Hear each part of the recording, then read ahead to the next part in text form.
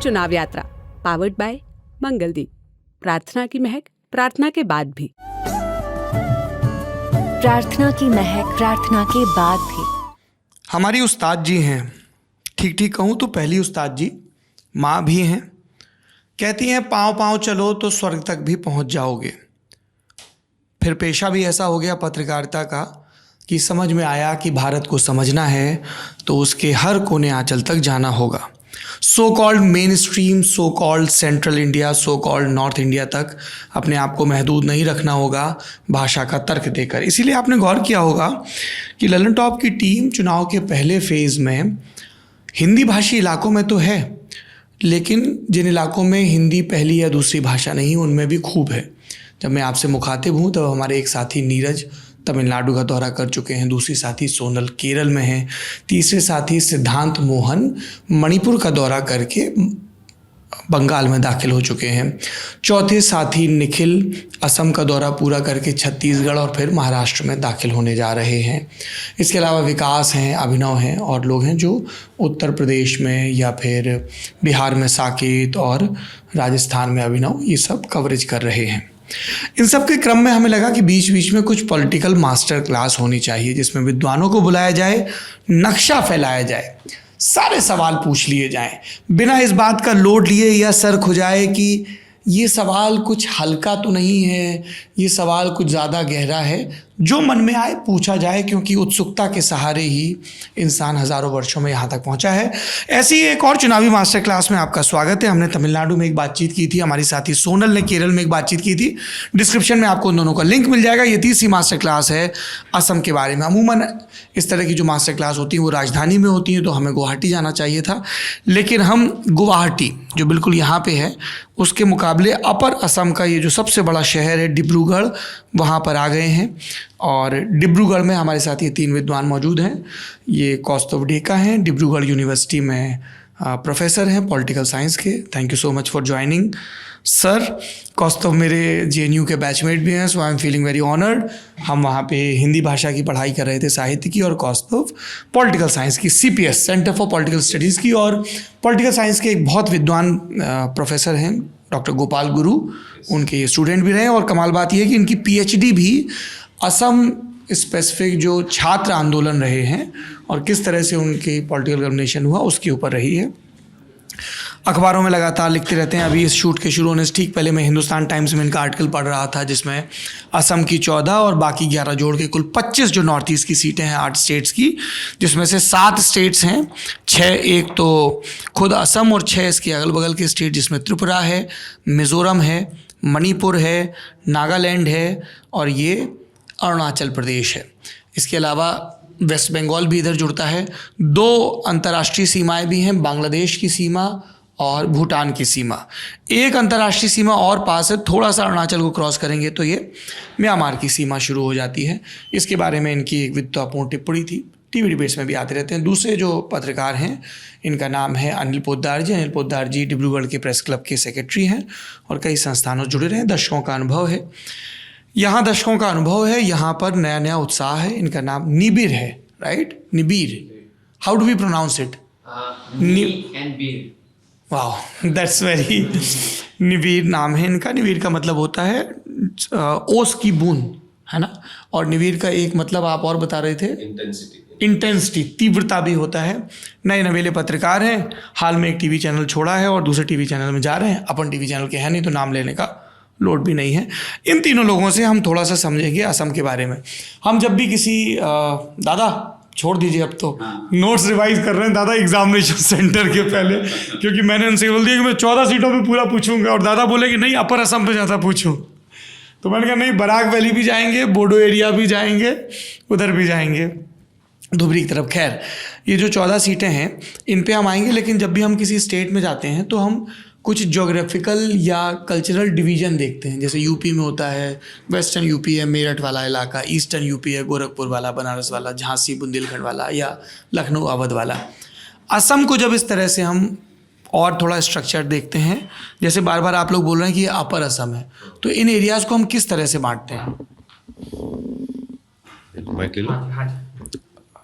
हम एक्चुअली उसको अलग अलग तरीके से देख सकते हैं। एक तो आपने जैसे बोला ये जो सब रीजनल डिविजन्स, जैसे यहाँ से हो गया तिनसुकिया से लेके ये करीब करीब नौगांव तक लेके हम लोग उसको मानते हैं, कॉमन सेंस में उसको अपर असम मानते हैं उसको। अच्छा, और उसका हाँ, ये थोड़ा सा माइक बीच में करें, थोड़ा सा ऐसे इसको ऐसे कर लें। हाँ, ये ब्रह्मपुत्रा नदी बह रही है दोस्तों, है ना, ये हाँ। अलग अलग उसमें से ये ऐसे जा रही है ब्रह्मपुत्रा नदी, ये फिर इधर जाके मिलती है।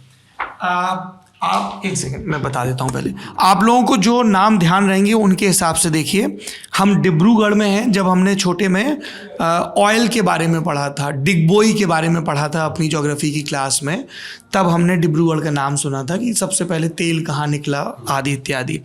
एक ये है। अभी आपने बोगीबील के ब्रिज का नाम सुना होगा, वो भी डिब्रूगढ़ से है, वो डिब्रूगढ़ से धीमाजी जाता है, ये कनेक्ट करता है, राइट।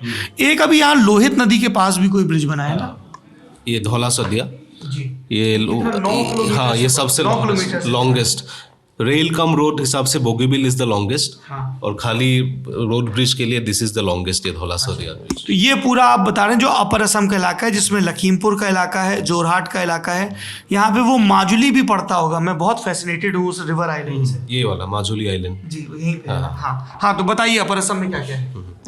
जैसे आपने ऑयल का बोला, यहाँ पे आपका होगा चाबुआ, आई थिंक ये जहाँ पे आप शायद आप जा रहे हो वहाँ पे कल, ये चाबुआ नाम से ही मतलब ये चा पहले सबसे बुआ जो बोने वाला जगह था, जहाँ पे चाय बोया। हाँ चाय बोया, सो इसीलिए चाबुआ।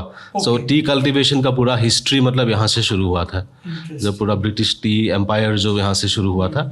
और उसका दूसरा हिस्ट्री भी है, ये म्यांमार को लेके ट्रांसनेशनल हिस्ट्री, ये सब जगह पे जो ट्रांसनेशनल कम्युनिटीज़ जो लोग हैं उनका ट्रेडिशनली एक्चुअली वो हर्बल ड्रिंकिंग का जो ट्रेडिशन था, वहाँ से ब्रिटिश को ये चाइना के लिए यहाँ से रूट था, यहाँ से लेके ना इस एक सिल्क रूट था। हाँ, ये सिल्क रूट एक्चुअली डिब्रूगढ़ बहुत इंपॉर्टेंट था। ये जो डिब्रूगढ़ अभी हम लोग जो डिस्कस कर रहे थे, अभी भी डिब्रूगढ़ जो जेल है वो भी अभी भी न्यूज़ में होता है काफ़ी कि हाई पंजाब से लाके अमृतपाल वगैरह को यहीं बंद कर रखा है। सो ये कॉलोनियल टाइम पे भी बहुत इंटरेस्टिंग हिस्ट्री है वहाँ पे, जो ब्रिटिश का एक्सपेडिशन हुआ था तिब्बत को लेके। सो वहाँ पे जो एनकाउंटर्स हुआ था ट्राइब्स को, तो डिब्रूगढ़ ला के तिब्बत से डिब्रूगढ़ ला के उनको ट्रायल किया था। सो डिब्रूगढ़ उस हिसाब से भी एक सिल्क रूट का पार्ट था हिस्टोरिकली। और क्या क्या है इसमें? अपर असम में जोरहाट है, ये शिवसागर था, वो कल्चरल मतलब पॉलिटिकल कैपिटल था, अहोम जो डायनेस्टी था, ये शिवसागर वाज द कैपिटल, और Jorhat was the last capital. Jorhat सबसे लास्ट वाला, जब अहोम एम्पायर वो खत्म हो गया, एनेक्सेशन हो गया। जो हम लोग महान अहोम साम्राज्य के बारे में पढ़ते हैं, उसका मेन एरिया ये था। हाँ, ये शुरू और आगे से हुआ था, छराईदेव, हाबुंग, सो कैपिटल ये पूरा आसपास अपार असम लगभग बोल सकते हैं आप। और बाद में एक्सपैंड होके पूरा लास्ट तक आया। और सरायघाट बैटल जो सब लोग जानते हैं, लाचित बोरफुकन का जो फेमस वाला युद्ध था, ये तो ये गुवाहाटी में जो अभी जो ब्रिज है सरायघाट ब्रिज, उसी नाम से ब्रिज भी बना है, वो स्पॉट में वो बैटल हुआ था। सो ये युद्ध हुआ था। सो अहोम सरायघाट मुझे इसलिए नाम याद है क्योंकि रजत सेठी हैं पॉलिटिकल स्ट्रेटजिस्ट और शुभ्राज था, तो उन्होंने 2015 में हुए थे ना विधानसभा चुनाव, उसके बाद उन्होंने लास्ट बैटल ऑफ सरायघाट करके किताब लिखी थी, इसलिए वो मुझे याद रहता है। बीजेपी का कॉल भी था उस टाइम पे, इलेक्शन का वो कॉल भी था उस टाइम पे। हम लोग आएंगे लचित बोरफुकन जी पे तो विस्तार से बात करेंगे। तो अपर असम के बाद फिर दूसरा एरिया, ये फिर आप जैसे बोला नौगांव हो गया बीच बीच में, ये सेंट्रल असम और मिडिल असम बोल सकते हैं, नौगांव डिस्ट्रिक्ट। ये नौगांव। हाँ। और असम में जैसे ब्रह्मपुत्र वैली हिसाब से देखिए आप, पूरा स्पैन देखिए रिवर का, जैसे यहाँ से स्टार्ट हुआ, यहाँ पे जाकर बे ऑफ बंगाल में यहाँ खत्म होता है। सो पूरा जो स्ट्रिप है, नैरो स्ट्रिप है, दोनों साइड में माउंटेन्स है लगभग। सो द नैरो स्ट्रिप, ये ब्रह्मपुत्र वैली बोलते हैं हम उसको। और वैली हिसाब से देखिए तो 2 भाग में होगा, एक बराक रिवर यहाँ पे जो है नीचे, सो बराक वैली, ब्रह्मपुत्र वैली, ये बराक है। हाँ। सो ये यहाँ के लिए इम्पोर्टेंट मतलब ये रिवर सिस्टम है यहाँ पे। सो 2 हिसाब में हम लोग देख सकते हैं वैली के हिसाब से, बराक और ब्रह्मपुत्र। यहाँ पे ये सिलचर है और हालाकांडी है, करीमगंज है, ये वाला एरिया है। तो एक ये ब्रह्मपुत्रा वैली हो गई, बराक वैली हो गई, ये वाला एरिया अपर असम हो गया। फिर ये नौगांव वाला और सोनितपुर वाला एरिया।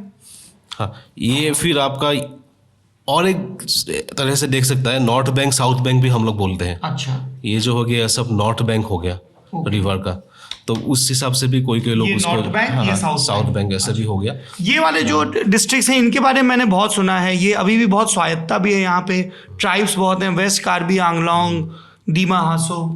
हाँ, ये बेसिकली मोस्टली ट्राइबल बेस्ड, और असम के अंदर हिल डिस्ट्रिक्ट माना जाए तो ये 2 हिल डिस्ट्रिक्ट है। ये दोनों ज्योग्राफिकली देखा जाए Brahmaputra valley mostly plains, of course छोटा मोटा उसमें हिल सिस्टम है, लेकिन फुल्ली हिली डिस्ट्रिक्ट में ये 2 देख सकते हैं हम लोग। और ये हो जाए प्लेन्स ही है।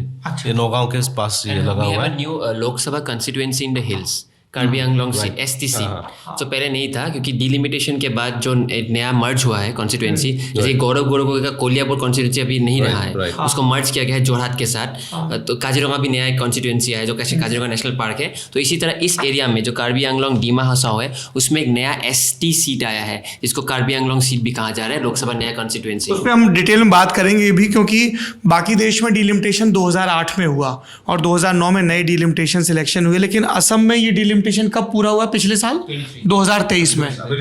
हाँ, 2023 में हुआ और उसके बाद से नंबर ऑफ सीट्स 14 ही हैं, लेकिन कौन सी सीट कहाँ जुड़ी कहाँ घटी इसको लेके बहुत पॉलिटिकल एलिगेशंस भी लगे, बहुत बात भी हुई, उस पर हम बात करेंगे।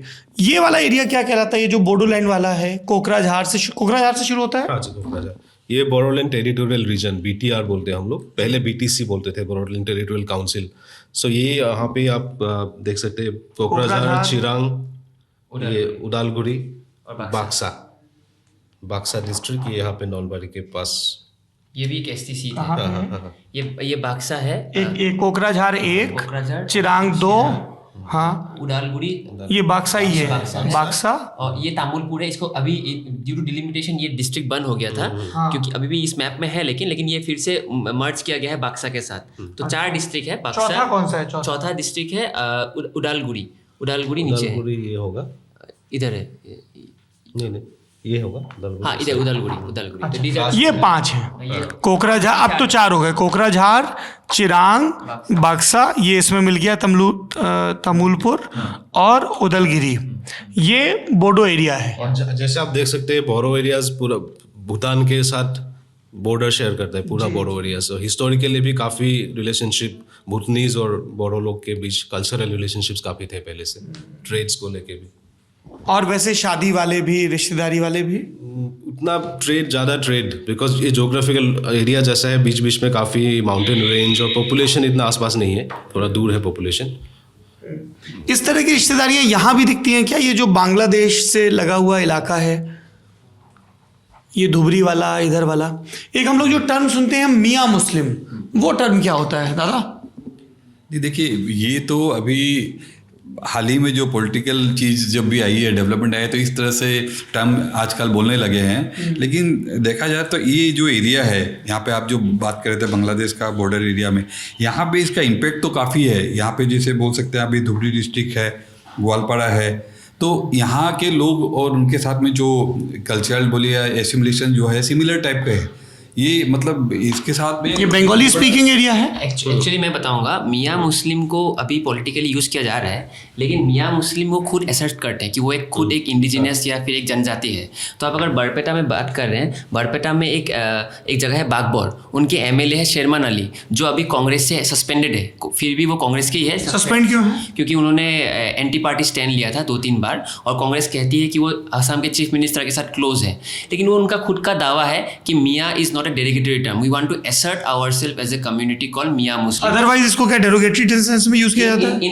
In political sense of the BJP, they use it as a exclusionary term कि हमको उनका वोट नहीं चाहिए। But referring to whom? मियाँ मुस्लिम मतलब कौन? From a community as मियाँ मुस्लिम, मैंने एकदम सिंपल बोलने से ये basically Bengali speaking Muslims from East Pakistan origin, जो माइग्रेंट्स थे एक टाइम पे बंगाली, जो 71 के वॉर के दौरान आए थे। No, there are multiple migrations during British time, during the before the British time, जब वो इंडिपेंडेंस के पहले भी एक हमारा एक सरकार था, वहाँ पे प्रीमियर थे शायद सदुल्ला, मुस्लिम लीग के थे, तभी उन्होंने ग्रो मोर फूड कैंपेन के अंतर्गत बहुत सारे माइग्रेशंस किए थे इस एरिया में, इस लोअर असम के एरिया में, तब भी आए थे और वॉर के टाइम में भी आए थे, 71 के भी आए थे। और यहाँ के जो जातिवाद जैसे आसू या फिर AJP का दावा है कि 71 के बाद भी वो इलीगली आ रहे थे, तो there has been multiple migrations. तो वो जो ओरिजिनली ईस्ट पाकिस्तान या फिर बांग्लादेश ओरिजिन जो मुस्लिम कम्युनिटी है जो इस एरियाज में रिसाइड करते हैं, लोअर असम के कुछ एरियाज में, उनको मियाँ मुस्लिम्स करके रेफर किया जाता है। इंटरेस्टिंग। और वो एक बड़ा पॉलिटिकल रैलिंग पॉइंट है कौस्तुभ? हाँ वो काफी साल तक वो था रेलिंग पॉइंट, मतलब अभी भी उसका वो डिबेट है अभी इस साल अभी भी debate इट्स अ है। वेरी इंपॉर्टेंट हाँ, point, although not in upper Assam but in lower Assam जब इट्स सीए एनआरसी की डिबेट होती है तब जिक्र आता है उसका खूब। During NRC debate, NRC debate, yes. अच्छा, विल कम टू दैट। तो ये बोडो एरिया हो गया, ये अपर असम का एरिया हो गया, ये हिल एरिया हो गया, ये क्या एरिया है नीचे वाला? हिल एरिया के नीचे जो ये 3 डिस्ट्रिक्ट, प्लेन्स एरिया है, बराक वैली, ये बराक वैली हो गया। और ये सारे जो एरिया हैं, ये गुवाहाटी और इसके आसपास का, ये लोअर असम लोअर है। असम के एरियाज है। तो ये क्या बरपेटा, गुवाहाटी, धुबरी तक लोअर असम है? धुबरी तक lower Assam. These are Kamrup districts, Guwahati and जो कामरूप रूरल डिस्ट्रिक्ट है, दोनों डिस्ट्रिक्ट है गुवाहाटी एंड कामरूप रूरल, ये लोअर असम के, ये नलबारी बरपेटा लोअर असम की डिस्ट्रिक्ट है। Bajali is a new district carved out of Nalbari and Barpeta, और Barpeta is very important, the most important district in lower Assam is Barpeta, because post delimitation this has become a Hindu majority constituency now. Since 1990s और यहाँ पे खाली एक मुसलमान MP ही जीता है। यहाँ पे फखरुद्दीन अली अहमद भी यहाँ से जीते थे जो प्रेसिडेंट भी थे, लेकिन इस time first time all the 3 major parties, BJP, Congress and the other parties have fielded a Hindu candidate, CPM.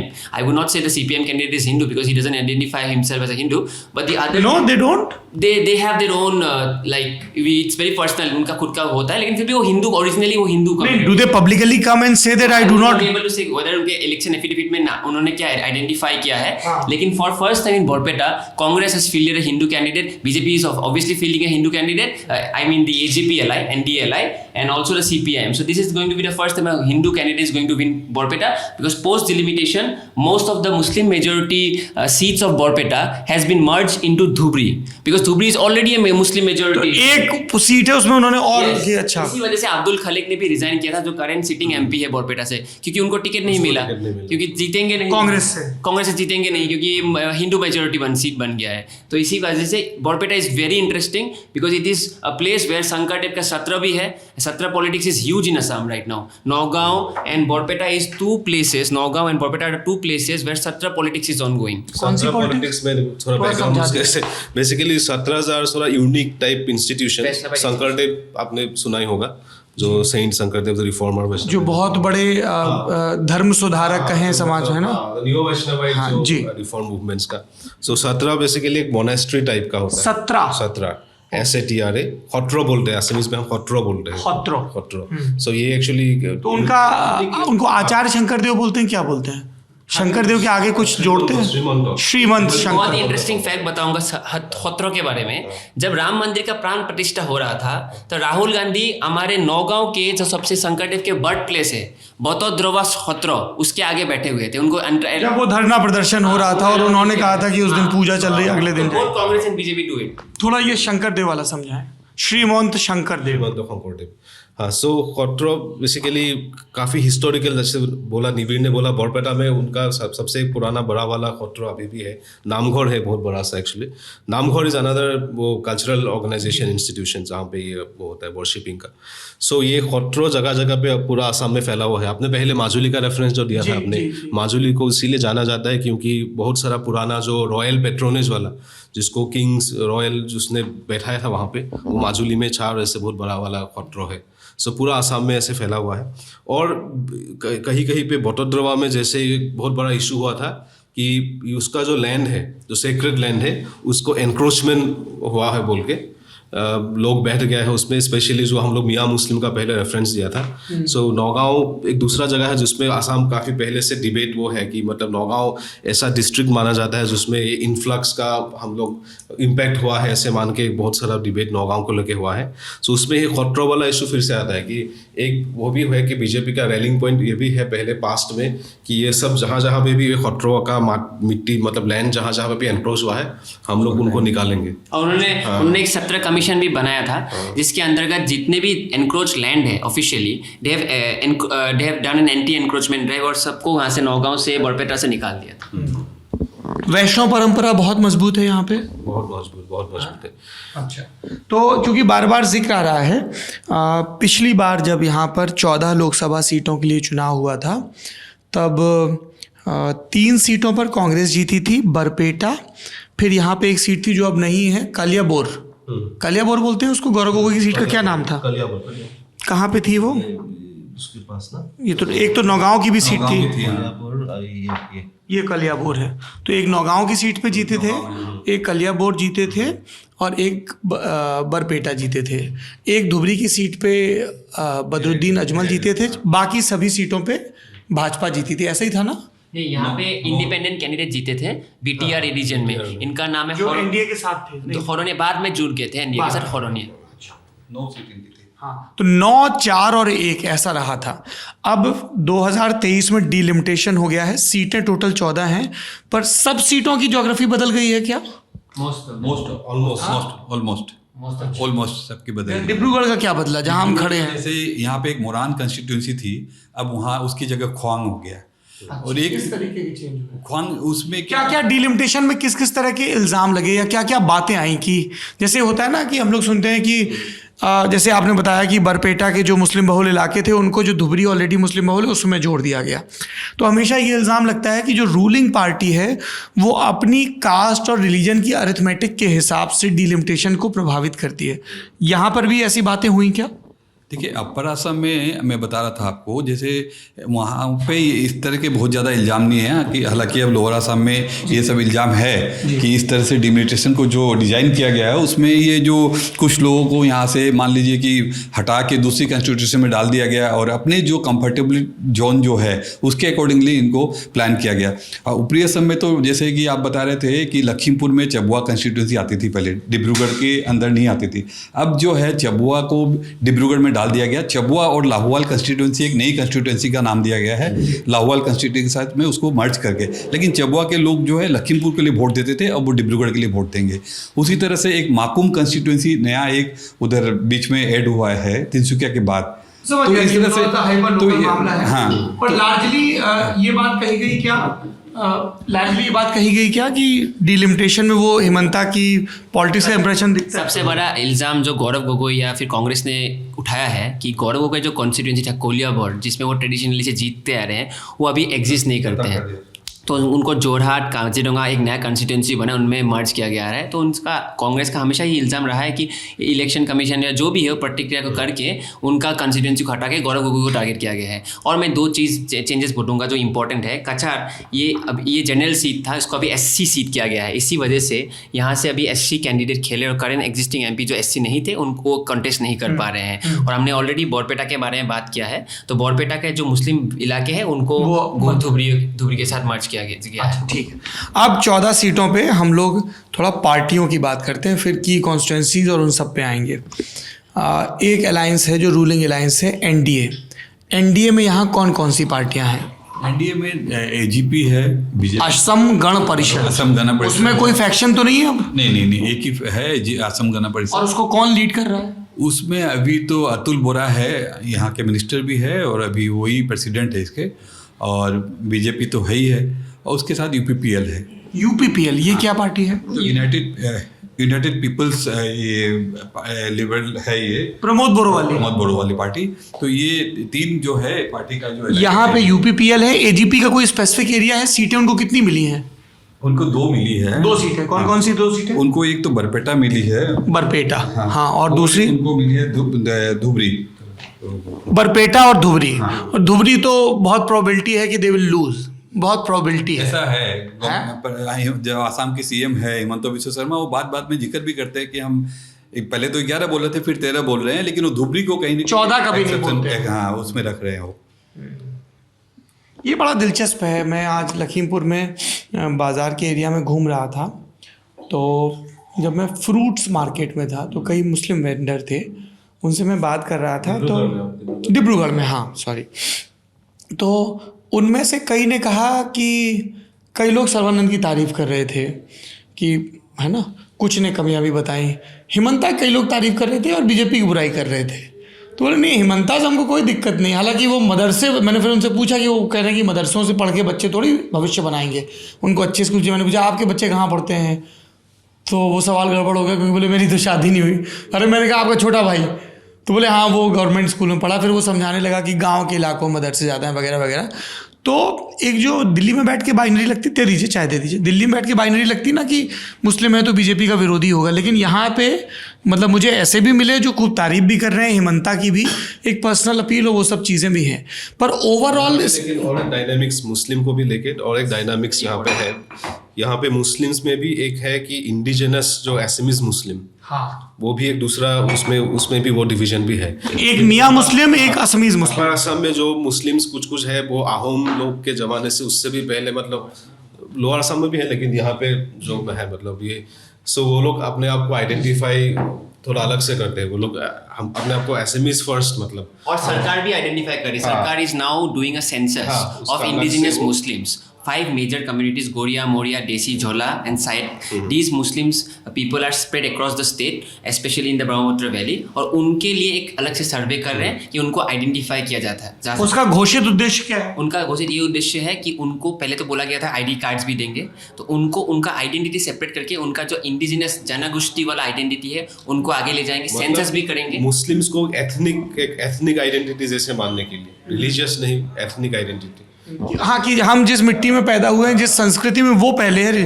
जैसे हमारे एक बड़े भाई जैसे मैं उनको दादा बोलता हूँ, बहुत कमाल के एक्टर हैं, एक्टिंग गुरु भी हैं, आदिल हुसैन। तो आदिल दा से जब हम बात कर रहे थे तो वो लोग यही बोले कि हम तो सैकड़ों वर्षों से हैं असम में, तो हम असमिया पहले हैं, बाकी सब हमारी आइडेंटिटीज बाद में हैं। सो ही इज असमीज मुस्लिम। हाँ, अच्छा, पर वो अच्छा ये जरूर, और ये असमीज मुस्लिम पूरे प्रदेश में फैले हुए, जरूरी नहीं कि वो बांग्लादेश के पास हो तो वो। हाँ, देसी मुस्लिम बोल के कैटेगरी भी है, देसी मुस्लिम। और ओवरऑल कितना पॉपुलेशन में है वो कॉन्स्टिट्यूट, अगर पूरे प्रदेश की पॉपुलेशन? 35.5% जो हमारा 2011 के सेंसस के अंतर्गत मुस्लिम के पॉपुलेशन है, उसमें 1/3 असमीज मुस्लिम्स हैं आउट ऑफ 35.5%। अच्छा, तो एक तो ये असमीज मुस्लिम हो गए। एक मैं टर्म बार बार सुन रहा हूँ यहाँ के, टी ट्राइब। ये टी ट्राइब क्या होता है भाई साहब, ये समझा दीजिए तसल्ली से। देखिए वो टी ट्राइब एक्चुअली आप चाय भी पीते हाँ, हैं? नहीं, टी ट्राइब पूरा ये कैटेगरी भी थोड़ा गड़बड़, मतलब ये पूरा कॉम्प्लिकेटेड है, बिकॉज ये मिसनॉमर भी बोल सकते हैं, क्योंकि उस इशू को लेके भी काफ़ी डिबेट अभी है, वो ट्राइबल स्टेटस को लेके ना, ये भी बहुत बड़ा सा डिबेट असम में अभी है।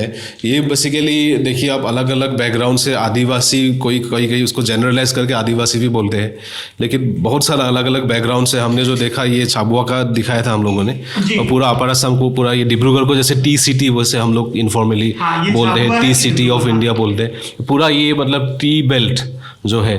और यहाँ पे जो कॉलोनियल टाइम में स्टार्टिंग फ्रॉम तिनसुकिया, वैसे देखा जाए तो असम के बहुत सारे जगह पे आपको मिलेंगे, बिल्कुल सोनीतपुर तक मिलेंगे यहाँ पे, और और यहाँ पे गोलाघाट, जोरहाट, शिवसागर, डिब्रूगढ़, चराइदेव, तिनसुकिया, ये सब इंडिया के अंदर पुराने बगानों में से ये इस सब जगह पे आपको मिलेंगे। सबसे बड़ा जो कंपनी, ब्रिटिश टाइम का कंपनी जो भी थे। टी ट्राइब क्या है थोड़ा ये हाँ, तो टी ट्राइब बेसिकली जो कॉलोनियल उस टाइम पे जो इंडेंचर्ड लेबर के लिए जो लोगों को लाया गया था, कहाँ से? ये झारखंड, आज की तारीख में झारखंड, छत्तीसगढ़, छोटनागपुर, मतलब सेंट्रल इंडियन जो ट्राइबल बेल्ट हम जो बोलते हैं, हाँ, मतलब पूरा ट्राइबल बेल्ट सेंट्रल इंडिया का अलग अलग जगह से, उड़ीसा से भी काफ़ी जगह से, सो अलग अलग जगह से जो इंडेंचर्ड लेबर्स लाए थे, उनको जो सेटल किया यहाँ पे, तो बाद में वहाँ से एक आइडेंटिटी निकला इमर्ज होके। सो अपने आपको लोग, बिकॉज टी इंडस्ट्री से है इसीलिए टी ट्राइब बोल के एक आइडेंटिफिकेशन शुरू हुआ, लेकिन उसके अंदर भी काफ़ी सारा डिविजन्स, काफ़ी सारा कॉम्प्लेक्सिटी उसके अंदर भी है, मतलब उनका कास्ट बैकग्राउंड अलग अलग होंगे। टी ट्राइब हम लोग जनरलाइज करके होमोजेनाइज देखते हैं, लेकिन उनके अंदर कास्ट बैकग्राउंड काफ़ी अलग अलग होंगे। सभी लोग आदिवासी नहीं होंगे, तो आदिवासी वो जो उसका आदिवासी सेंसिबिलिटी, वो आइडेंटिफिकेशन वो बाद में आया, वो भी थोड़ा पॉलिटिकल थोड़ा उसमें ना, तो आदिवासी स्ट्रगल के साथ जुड़ के अपना पॉलिटिकल आइडेंटिफिकेशन जैसे आया आदिवासी स्ट्रगल के साथ। लेकिन सभी लोग अगेन बाकी इंडिया के अलग पार्ट में से जो हम जिसको आदिवासी मानते हैं, वो ऐसे ज़रूरी नहीं है कि सभी टी ट्राइब के लोग आदिवासी ही है, सो अलग अलग कास्ट के लोग भी होंगे उसमें। सो ये थोड़ा electorally they are important in this part of the state. हाँ, बहुत बड़ा की रोल है। आज के दिन जितने भी पॉलिटिशियन है, पॉलिटिक्स अगर करते हैं, तो टी ट्राइब को बगैर वो कोई भी राजनीति नहीं कर सकते हैं। सबको उनका ध्यान रखना पड़ता है, उनको कंसिडरेशन में लेना पड़ता है। यहाँ के एक टी ट्राइब के ही वो विधायक है ना, कांग्रेस से जीते थे, इस्तीफा दे दिया, भाजपा में आ गए, हाँ क्या नाम है? रूप ज्योति कुर्मी, वो पहले एमएलए थे। हाँ नहीं रूप ज्योति कुर्मी। मोरियानी के एमएलए थे। जोरहाट में है मोरियानी के पास मोरियानी, जो नागालैंड बॉर्डर। अच्छा ये ये रमरियानी मोरियानी ये बॉर्डर में है ये। इन्होंने माइग्रेट किया है, मतलब स्विच किया है बीजेपी तक। इन्होंने 5 टाइम्स एमएलए थे। और डिब्रूगढ़ का भी आप देखें, पहले का पावरफुल एमपीज बहुत सारे लोग टी कम्युनिटी से बिलोंग करते हैं। जैसे जैसे पवन सिंह घाटवाल है, हाँ मैं मिला आज उनसे। कांग्रेस का एक टाइम से वो लगातार मतलब 91 से 99 तक जीते, 2004 में सर्बानंद सोनोवाल से हारे, 9 में फिर जीते, 91 में डिप्टी मिनिस्टर थे नरसिम्हा राव सरकार में, और 9 से 14 के बीच में भी मंत्री रहे। इसी डिब्रूगढ़ के लोकसभा के अंतर्गत डिब्रूगढ़ डिगबोई एलएसी से 8 बार कंटिन्यूअसली वो एमएलए थे और कई बार मिनिस्ट्री में थे। तो यहाँ त्रिकोणीय मुकाबला है, वो आम आदमी पार्टी कैंडिडेट कुछ वोट मिलेगा, क्या लग रहा है? अब वही की फैक्टर हो गया है। अब वोट मिलेगा मत बोलिए, उसमें वही की फैक्टर इसलिए है क्योंकि वो कुछ जो है उनको वो सिंपैथी भी ले रहे हैं कि देखो हमारा टी कम्युनिटी के इस बार कोई कैंडिडेट डिब्रूगढ़ कंस्टिट्यूंसी में नहीं है। तो बीजेपी यूजुअली हमने देखा है कि जैसे उनकी एक कास्ट अरिथमेटिक होती है कि हम यहाँ से ओबीसी, यहाँ से जनरल, यहाँ से इतना, तो जहाँ यहाँ से उन्होंने अगर टी कम्युनिटी का टिकट काटा है तो कहीं आसपास एडजस्ट किया है किसी लीडर को? हाँ यहाँ पे तो इस बार इन लोग का भी कहना है टी कम्युनिटी का कि हम लोगों को कामाख्या प्रसाद तासा को टिकट मिला है काजीरंगा से, बट वो राज्यसभा के एमपी भी है, वो टी ट्राइब से हैं। टी ट्राइब से है। बाकी जो है इनका टिकट कट गया, तो इससे भी अब तो बीजेपी कह रही है कि हमने कामाख्या को टिकट दिया लेकिन बाकी लोग। कांग्रेस ने भी ये पॉइंट उठाया था कि तासा का जो ओपोनेंट है वो भी टी ट्राइब से ही है, टर्की रोज़ीना फीमेल। सो वही पॉइंट कांग्रेस ने भी उठाया था कि बीजेपी का ये है कि टी ट्राइब का जितना कम हो सके उतना रिप्रेजेंटेटिव जाए दोनों टी ट्राइब के बीच में। अच्छा मुझे ये बताइए कि, जो एक हर स्टेट में एक फेवरेट सवाल होता है पॉलिटिकल रिपोर्टर्स का, आप लोग चाय पीते रहिए प्लीज़, है ना। वीआईपी कॉन्स्टिट्यूंसीज या की कॉन्स्टिट्यूंसीज जहाँ पे मज़ेदार फाइट है या कुछ इंटरेस्टिंग चीज़ें हैं, अलग अलग फैक्टर्स हैं, वो 14 में कौन सी हैं? यहाँ से शुरू करते हैं इस बार। हर बार हम लोग डिब्रूगढ़ से कर रहे हैं, आखिरी में डिब्रूगढ़ आएंगे। बताइए दादा, आप भी बताइए। मैं बोलता हूँ कि बीटीआर रीजन इज कंसिडर की फाइट होगा। यूपीपीएल जो कि एनडीएलआई है, वो they are trying their best to win this seat. ये इंडिपेंडेंट यहाँ पे ऑलरेडी जीते हुए हैं, सरोनिया जो भी कॉन्टेस्ट कर रहे हैं, लेकिन बीपीएफ जो यहाँ, क्या नाम है उनका? हीरा होरानिया जो इंडिपेंडेंट है, हीरा होरानिया, जीएसपी पार्टी है उनका। और उनके साथ और एक है बीपीएफ जो बोरो अकॉर्ड पहले हुआ था, बीटीआर अकॉर्ड हुआ था, उनके हंग्रामा मोहिलन का पार्टी है, बहुत स्ट्रांग पार्टी, जो पिछली बार एनडीए में थे विधानसभा से पहले। तो उनका पार्टी भी बहुत ग्राउंड प्रेजेंस है उनका। ग्राउंड प्रेजेंस है, तो फिर वो विधानसभा चुनाव में इतनी बुरी तरह क्यों हारे?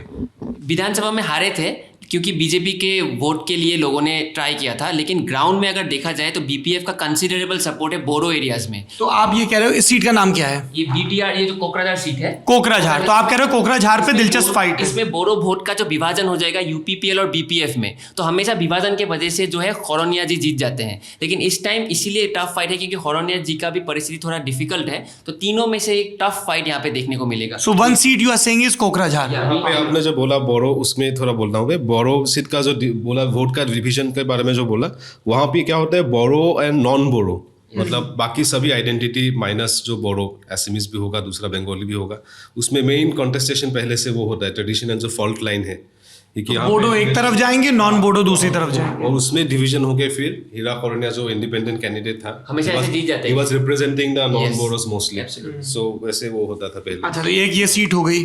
धुबरी से बदरुद्दीन अजमल लड़ रहे हैं, is he safe? Ajmal is contesting against Rakibul Hussain, who is current MLA from Nagaon. He is from Congress. He is also the deputy LOP.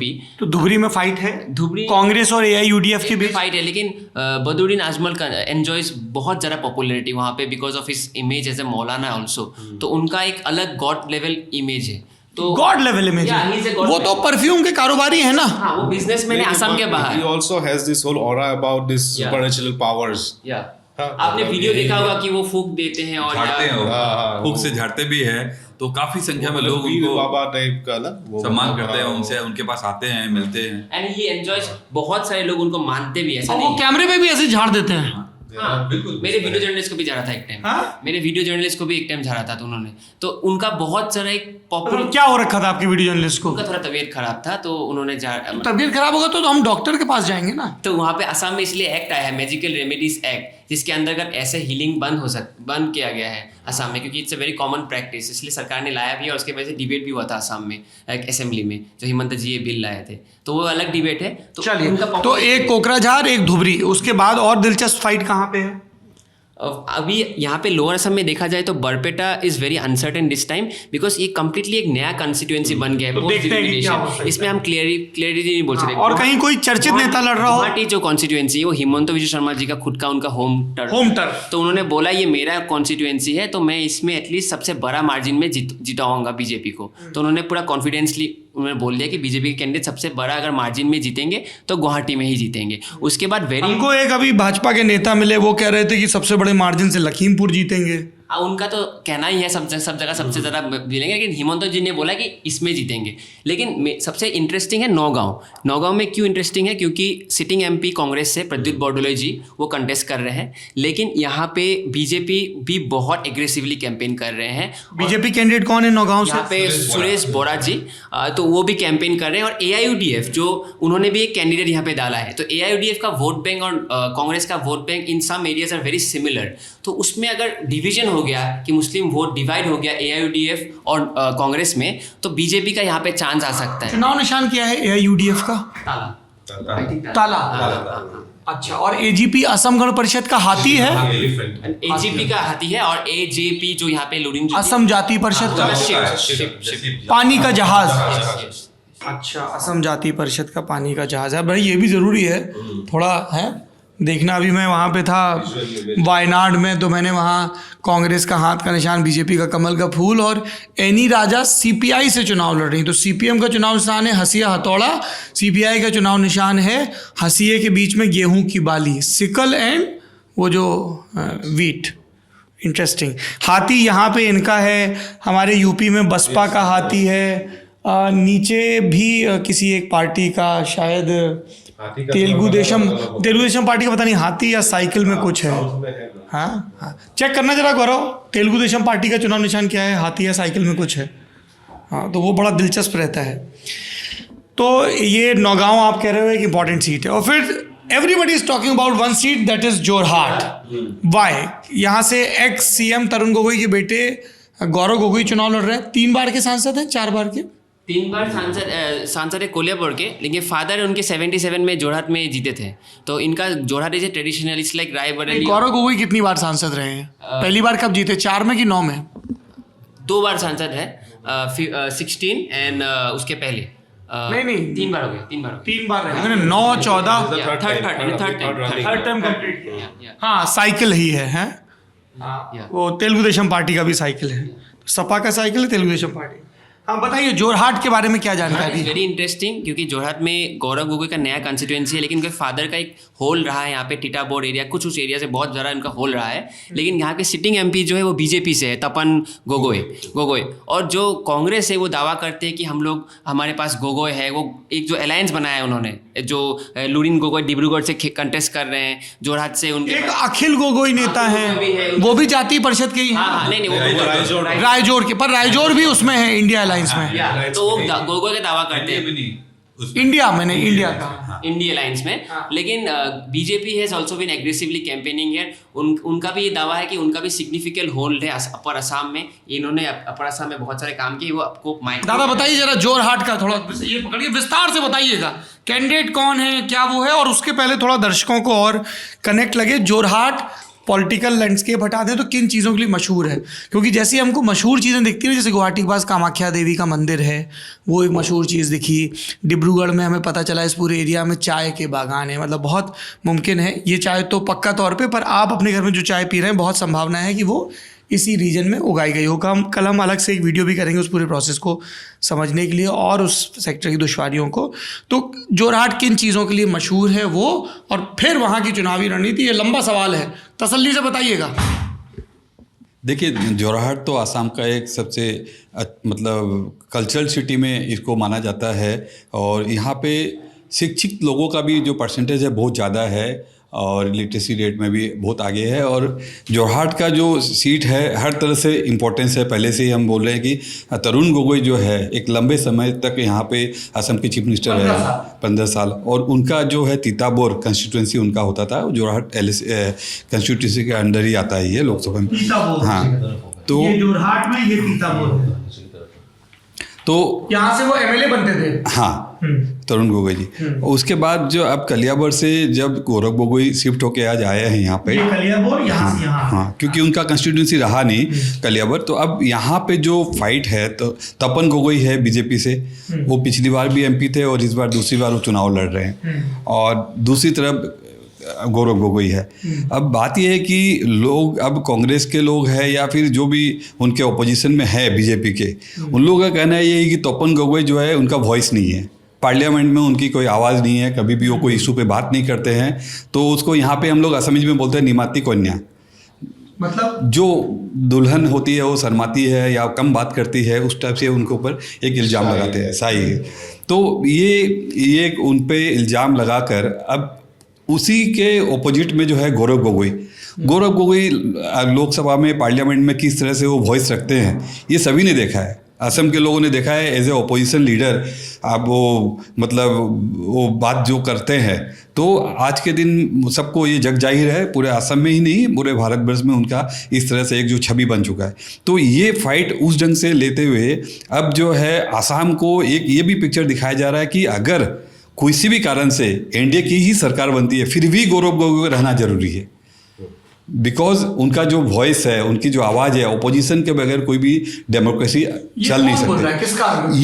ये कांग्रेस का भी आर्गूमेंट है और जो भी उनके एलाई है उन लोगों का भी आर्गूमेंट है कि हम लोगों को ये एक ओपोजिशन, स्ट्रांग ओपोजिशन के लिए गौरव गोगोई वहाँ रहना जरूरी है। कि जो जोरहाट जा है, जो जोरहाट डिलिमिटेशन के बाद जिस स्वरूप में आया है, जो गौरव गोगोई को एक एज रहता था कलियाबोर वगैरह में कि थोड़ा सा मुस्लिम वोट, थोड़ा सा गोगोई वोट, ये सब, वो एज तो कई लोग बोल रहे हैं अब खत्म हो गया, जोरहाट में वो एज नहीं है। एज नहीं है, बिल्कुल वो एज तो अब थोड़ा देखिए, ये डिलिमिटेशन जो मैं बोला कि जो रूलिंग गवर्नमेंट है वो अपने अकॉर्डिंगली इसको प्लान करके इसको डिजाइन की है, और उसी के नतीजतन ये जो बातें हैं जहाँ जहाँ उनका एज रहा हो वो एज कम होता दिख रहा है। लेकिन एक लोग ये भी कह रहे हैं कि बहुत पर्सनल फाइट है। हेमंता राइज कर रहे थे कांग्रेस में, he was suppose to be the successor of Tarun Gogoi ने इनिशियली उन्हें ग्रूम भी किया, फिर गौरव गोगोई पिक्चर में आते हैं, हेमंता साइडलाइन होते हैं, गौरव गोगोई सांसद बनते हैं, हेमंता साइडलाइन होते हैं, फिर वो पार्टी छोड़ते हैं, तरुण गोगोई अब नहीं है। तरुण गोगोई बहुत रिवर्ट फिगर थे, इसलिए हेमंता भी जब उनकी मृत्यु हुई सबके बाद सब लोगों ने बहुत श्रद्धांजलि दी। लेकिन गौरव के साथ एक बड़ी पर्सनल फाइट है। कई पत्रकारों ने मुझे बताया कि वहाँ मिनिस्टर्स के कैंप हैं, सीएम के भी दौरे होने वाले हैं और हो रहे हैं, चल रहे हैं लगातार। ये हेमंता वर्सेस गौरव गोगोई थोड़ा समझाइए। ये देखिए, ये फाइट यहाँ तक है कि असम के जो चीफ मिनिस्टर है हेमंत बिस्वा शर्मा, उन्होंने यहाँ तक कह दिया है कि अगली बार जो है मैं चुनाव लड़ूंगा तो जोरहाट से लड़ूंगा। लोगों को ये एक पिक्चर देने की वो कोशिश कर रहे हैं कि जोरहाट हम आपके लिए भी किस तरह से इंपॉर्टेंट है एनडीए को वोट देने के लिए, क्योंकि आगे जाके इसी सीट को मैं इंपॉर्टेंस दे रहा हूँ, इस पे मैं फोकस कर रहा हूँ, और जोरहाट को मैं ऐसा डेवलप करूँगा कि मैं खुद की कंस्टिट्यूंसी चूँकि वहाँ पे बनाने जा रहा हूँ। तो आप ये सोच सकते हैं कि जोरहाट का फोकस जो है हमारे लिए रहेगा, हमेशा आगे रहेगा, और ये एक पिक्चर वो इमेज देने की कोशिश कर रहे हैं। अभी से उन्होंने ये एक लोगों को एक हमको बड़े फियर्स क्रिटिक दिखते हैं हेमंता की और बीजेपी की पॉलिटिक्स के यहाँ पे। अखिल गोगोई, रायजोर नाम उनकी, रायजोर दल। रायजोर का मतलब क्या होता है? पब्लिक। ये असम की असमिया भाषा का शब्द है। रायजोर मतलब पब्लिक। तो वो भी बहुत सक्रिय दिख रहे हैं वहाँ पे।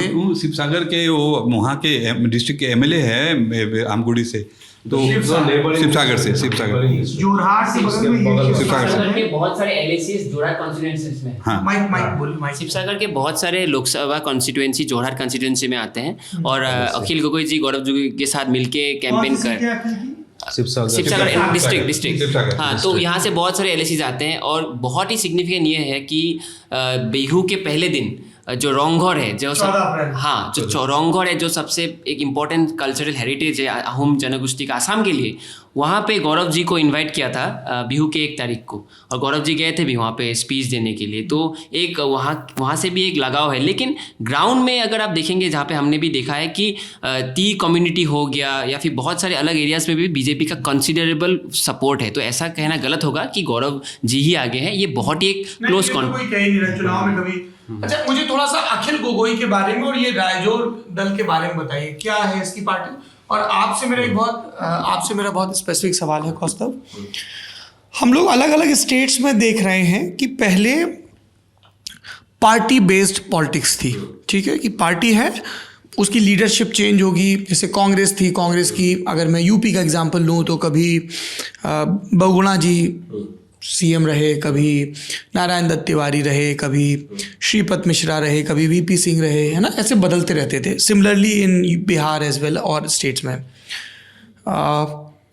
फिर हमने देखा कि एक कल्ट ड्रिवन कि एक आदमी है, उसने पार्टी बनाई, एक की कॉन्स्टिट्यूएंट को, कास्ट को साथ लिया, उसके इर्द गिर्द फिर एक रेनबो कोलिजन बना। जैसे कांशीराम जी आए, उन्होंने आइडेंटिफाई किया यूपी में कि जाटव समाज वो कोर बना, फिर उसके इर्द गिर्द दलित समाज पूरा बना, फिर उसके इर्द गिर्द बहुजन समाज आया, ओबीसी कास्ट आई, और बाद में जब when they were close to power तो उन्होंने सर्वजन समाज का नारा दिया, तो कुछ सवर्णों को भी लेके आए। असम की जब मैं पॉलिटिक्स देख रहा हूँ पिछले 20-25 साल में, तो पहले वो तरुण गोगोई के इर्द गिर्द घूमी, अब वो हिमंता के इर्द गिर्द घूम रही है। जैसे नेशनल पॉलिटिक्स में देखें, वो ये नहीं कह रहे हैं बीजेपी की गारंटी, वो कह रहे हैं मोदी की गारंटी, क्योंकि उनको पता है कि एक व्यक्ति है जो कुछ कह रहा है तो उसके प्लस माइनस ज़्यादा इफेक्टिव हैं। हिमंता की पॉलिटिक्स एक कल्ट बिल्ड हो रहा है ना, जो डिलीवर भी कर रहे हैं। और हिमंता के सीएम रहते, पहला लोकसभा चुनाव है, तो उनकी एक पर्सनल पॉपुलैरिटी वो सब भी स्टेक पे है। उनको चैलेंज देने वालों में एक तरुण गोगोई देखते हैं, एक अखिल गोगोई देखते हैं। और तो जरा इन चैलेंजर्स के बारे में बताइए, और फिर हम हिमंता के बारे में विस्तार से बात करेंगे। पहले अखिल गोगोई और जो दूसरी पार्टी हैं वो, और ये जो कल्ट एक बिल्ड होता है उसका क्या उसका असर रहता है असम की पॉलिटिक्स में खासतौर पर। नहीं, आप बिल्कुल आप सही बोल रहे हैं कि कल्ट बहुत स्ट्रॉन्ग पर्सनैलिटीज़ जो इमर्ज हुआ है, और ये नॉर्थ ईस्ट में हम सभी जगह पे देखते हैं ऐसे थोड़ा लीडरशिप स्ट्रॉन्ग पर्सनैलिटी के अराउंड इमर्ज होता है। जो आपको मैं ये लास्ट इलेक्शन का इंटरेस्टिंग एक बोलता हूँ मैं, जो हम लोग Himanta HBS in short Assam में HBS बोलते हैं, आप लोग भी जानते होंगे। लास्ट इलेक्शन में ऐसा भी एक था कि एक सेपरेट ऑफिस भी एक जगह पे मैंने देखा था, जहाँ पे ऑफिस ही था ऑफिस ऑफ HBS फॉलोअर्स। जैसे कांग्रेस का ऑफिस, बीजेपी का ऑफिस, उनका अपने से फॉलोअर्स ने ऑफिस भी खोल रखा था, ऑफिस ऑफ HBS फॉलोअर्स करके, ये उस साइड में, लखीमपुर साइड में। So it has actually reach that proportion, the cult proportion as you rightly say. And उसी हिसाब से इट्स इंटरेस्टिंग बिकॉज जिसमें of course there is a strong party cadre, ये सब तो है ही ग्राउंड लेवल पे, लेकिन जैसे ये होल मैसेज कल्ट मतलब पर्सनैलिटी कल्ट के हिसाब से जैसे मैसेज आगे जाता है, उस हिसाब से देखा जाए तो जैसे अखिल गोगोई का नाम आगे आ रहा है, गौरव गोगोई का नाम आगे उभर के आ रहा है, उस हिसाब से एक्चुअली पॉसिबल कि मतलब लोगों का जैसे हो गया है कि मतलब people are more attracted towards names ना, स्ट्रॉन्ग नेम्स को लेके थोड़ा मतलब पीपल, हाँ मतलब क्या पॉलिटिक्स लेके आते हैं उसका भी हम लोग थोड़ा पीछे बैकग्राउंड में जाना होगा। उनका भी एक्चुअली ये सोशल मूवमेंट था एक टाइम पे, उसको लैंड इश्यूज को लेके, फॉरेस्ट इश्यूज को लेके, क्या इश्यूज? ये सबसे पहले स्टार्टिंग पॉइंट था एक जो मतलब ये पत्ता ना, मतलब माटी का जो पत्ता होता है, ज़मीन का पत्ता होता है, आसाम में कई जगह पे ये थोड़ा फॉरेस्ट एरियाज़ में ये सब रेगुलर नहीं था। सो उसको लेके एक्चुअली ये गोलाघाट जो है ना, ये गोलाघाट एरिया में नागालैंड आसाम बॉर्डर में बड़ा सा फॉरेस्ट एरिया में एक्चुअली बहुत बड़ा स्ट्रगल हुआ था, दोयांग टेंगानी बोल के। सो उन्होंने पूरा मूवमेंट वहाँ से शुरू किया था, उन लोगों को मोबिलाइज करके फिर उसका रेगुलराइज के लिए। उसके बाद वो लोग घुसे एंटी डैम मूवमेंट पे, जो ये सुवनसिरी जो यह लखीमपुर आपका यहाँ पे बड़ा सा एक इंडिया का वन ऑफ द बिगेस्ट सबसे बड़ा लोअर सुवनसिरी, ये शायद यहाँ पे होगा, बॉर्डर में होगा ना, हाँ यहाँ पे तो लोअर सुबनसिरी सबसे एक बड़ा, हाँ वो बड़ा डैम बन रहा है वहाँ पे। सो वो भी बड़ा एक मूवमेंट हुआ था। मतलब ये दूसरा बात है कि मूवमेंट में कौन कौन सा लोग था, आगे जाके क्या हुआ वो अलग डिबेट है वो, लेकिन वो मोबिलाइजेशन पॉइंट्स था उन लोगों का। सो मोबिलाइजेशन ऐसे ऐसे शुरू किया 2-3 इश्यूज लेके। सो उस हिसाब से वो लोग में घुस के फिर धीरे धीरे बाद में पॉलिटिकल पार्टी एक फॉर्म किया जाके। पहले कृषक मुक्ति संग्राम समिति, कृषक मुक्ति संग्राम समिति उन्होंने एक बनाया था, ऑर्गेनाइजेशन बनाया था, और कृषक नेता के नाम से वो फेमस हो गए थे बाद में। और वो जो है इस तरह के ग्राउंड लेवल के जो यहाँ पे किसान लोग हैं उनके बारे में बात करने लगे। और उसके बाद उसका कृषक मुक्ति संग्राम समिति का एक कृषक मुक्ति छात्र समिति भी बन गया, स्टूडेंट विंग भी उनका बना। इस तरह से ये वो एक जो है मुहिम वहाँ छेड़ने लगे थे, और हर तरह के जो इस तरह से आम लोगों के जो समस्याएं थी उसके बारे में वो बात करते थे, आंदोलन करते थे, प्रोटेस्ट करते थे। उसके बाद धीरे धीरे उन्होंने पॉलिटिकल पार्टी में अपने आप को कन्वर्ट किया।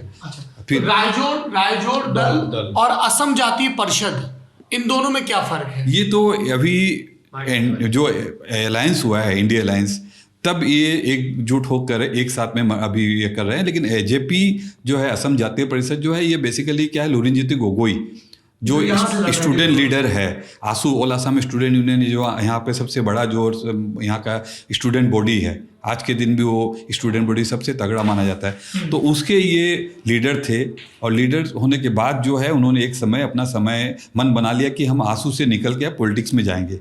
तो पॉलिटिक्स जब में जाने के लिए उन्होंने अनाउंस किया, उसके बाद जो उनके जो साथ में उनका कोलिग था, ये थे सेक्रेटरी और उनका प्रेसिडेंट जो था, दोनों ने मन बनाया था। लेकिन बाद में वो प्रेसिडेंट जो रुक गए और ये निकल कर आ गए। तो उस समय का जो आंदोलन था, सिटीजन्स अमेंडमेंट बिल था उस समय, केप, तो उस समय उन्होंने ये जो अनाउंसमेंट किया, उसके बाद उन्होंने ये आंदोलन भी शुरू किया था। केप का भी पूरा मतलब उस पीक में था, और उसके बाद में लोगों का भी ऐसा उनके प्रति सपोर्ट जमा था, जो जिस ढंग से लोग निकल कर आए थे इस आंदोलन के पीछे, उस समय ये काफ़ी ये सामने आके उभरे थे। और इनका लीडरशिप में लोग हजारों की संख्या में हर डिस्ट्रिक्ट से निकल कर आए थे, अपर असम में खास तौर पे देखा गया था।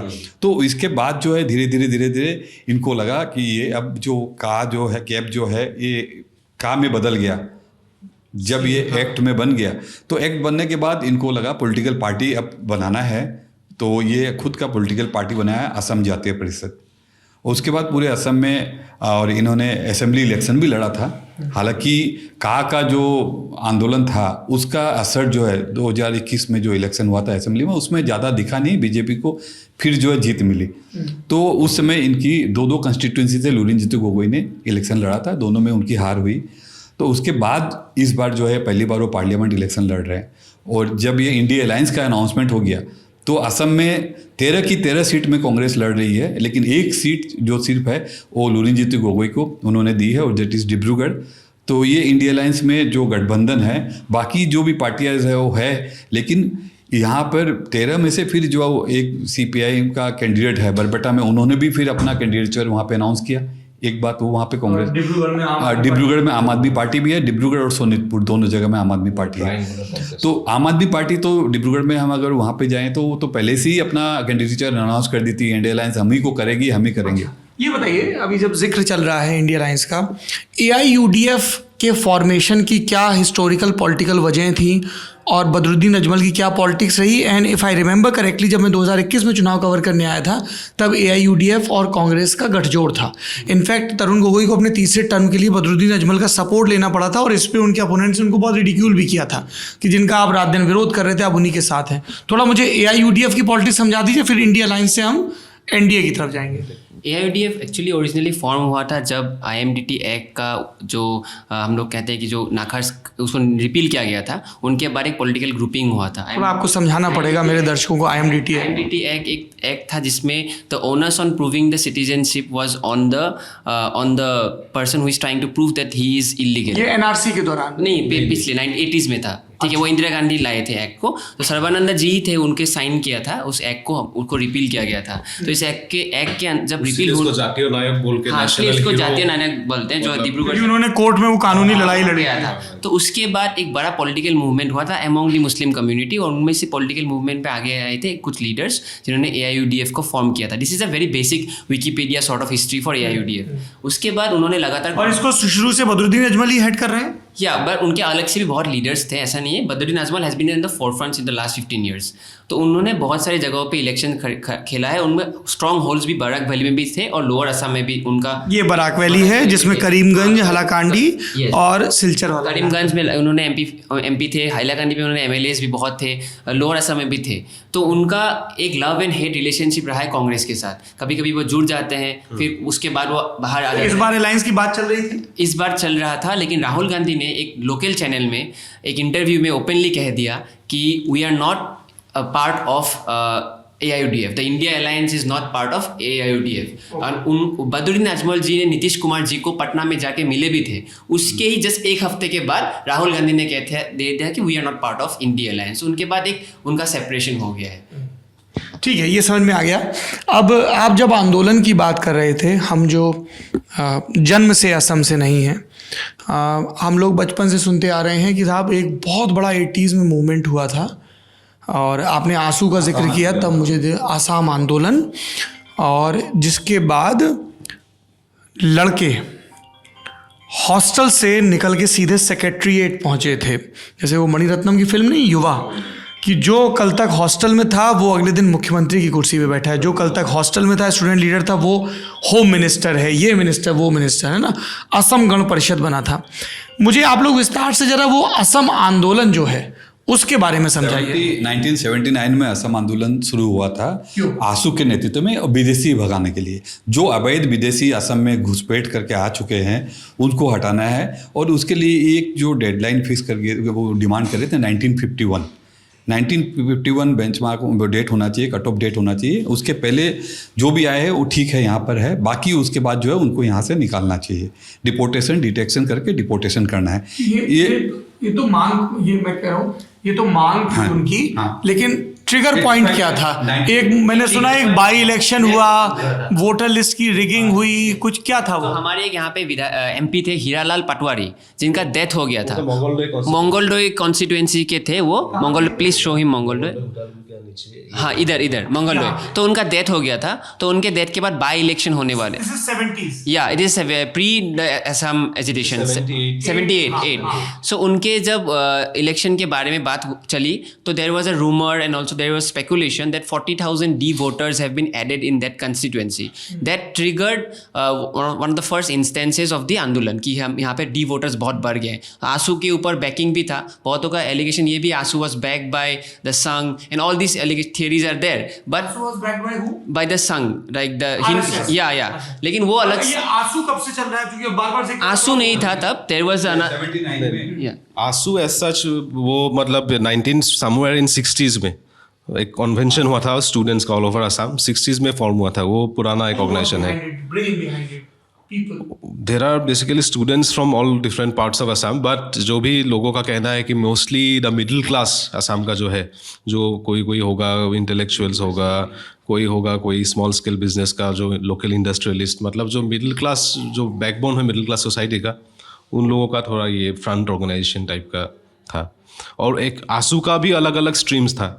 अब 70s में आप देखिए आंसू का बहुत सारा programmes, everything was socialist type का भी था. बहुत सारा इश्यूज, प्राइस राइज को लेके काफ़ी सारा मूवमेंट्स हुआ था, जो उस टाइम पे ऑल इंडिया जो नवनिर्माण आंदोलन हुआ था उस टाइम पे.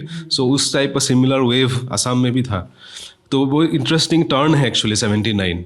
सो उन सब इशू से जाके पूरा इशू आइडेंटिटी पे आ गया. और हमारे पेरेंट्स ने, सारे पेरेंट्स, हमारे जितने पेरेंट्स हैं, 2-2 साल अपने दिए हैं इस आंदोलन में. और 855 लोग भी इनका डेथ हुआ था पूरे आसाम में से. आंसू के भी बहुत सारे लीडर्स थे. फर्स्ट डेथ हुआ था बरपेटा, जिसके बारे में बात कर रहे थे. वहाँ के आंसू के जो सेंट्रल कमेटी के मेंबर थे, खड़गेश्वर तालुकदार, वो he was the first martyr in this entire Assam agitation. एक साल भी, एकेडमिक साल भी खोया था हम लोगों ने.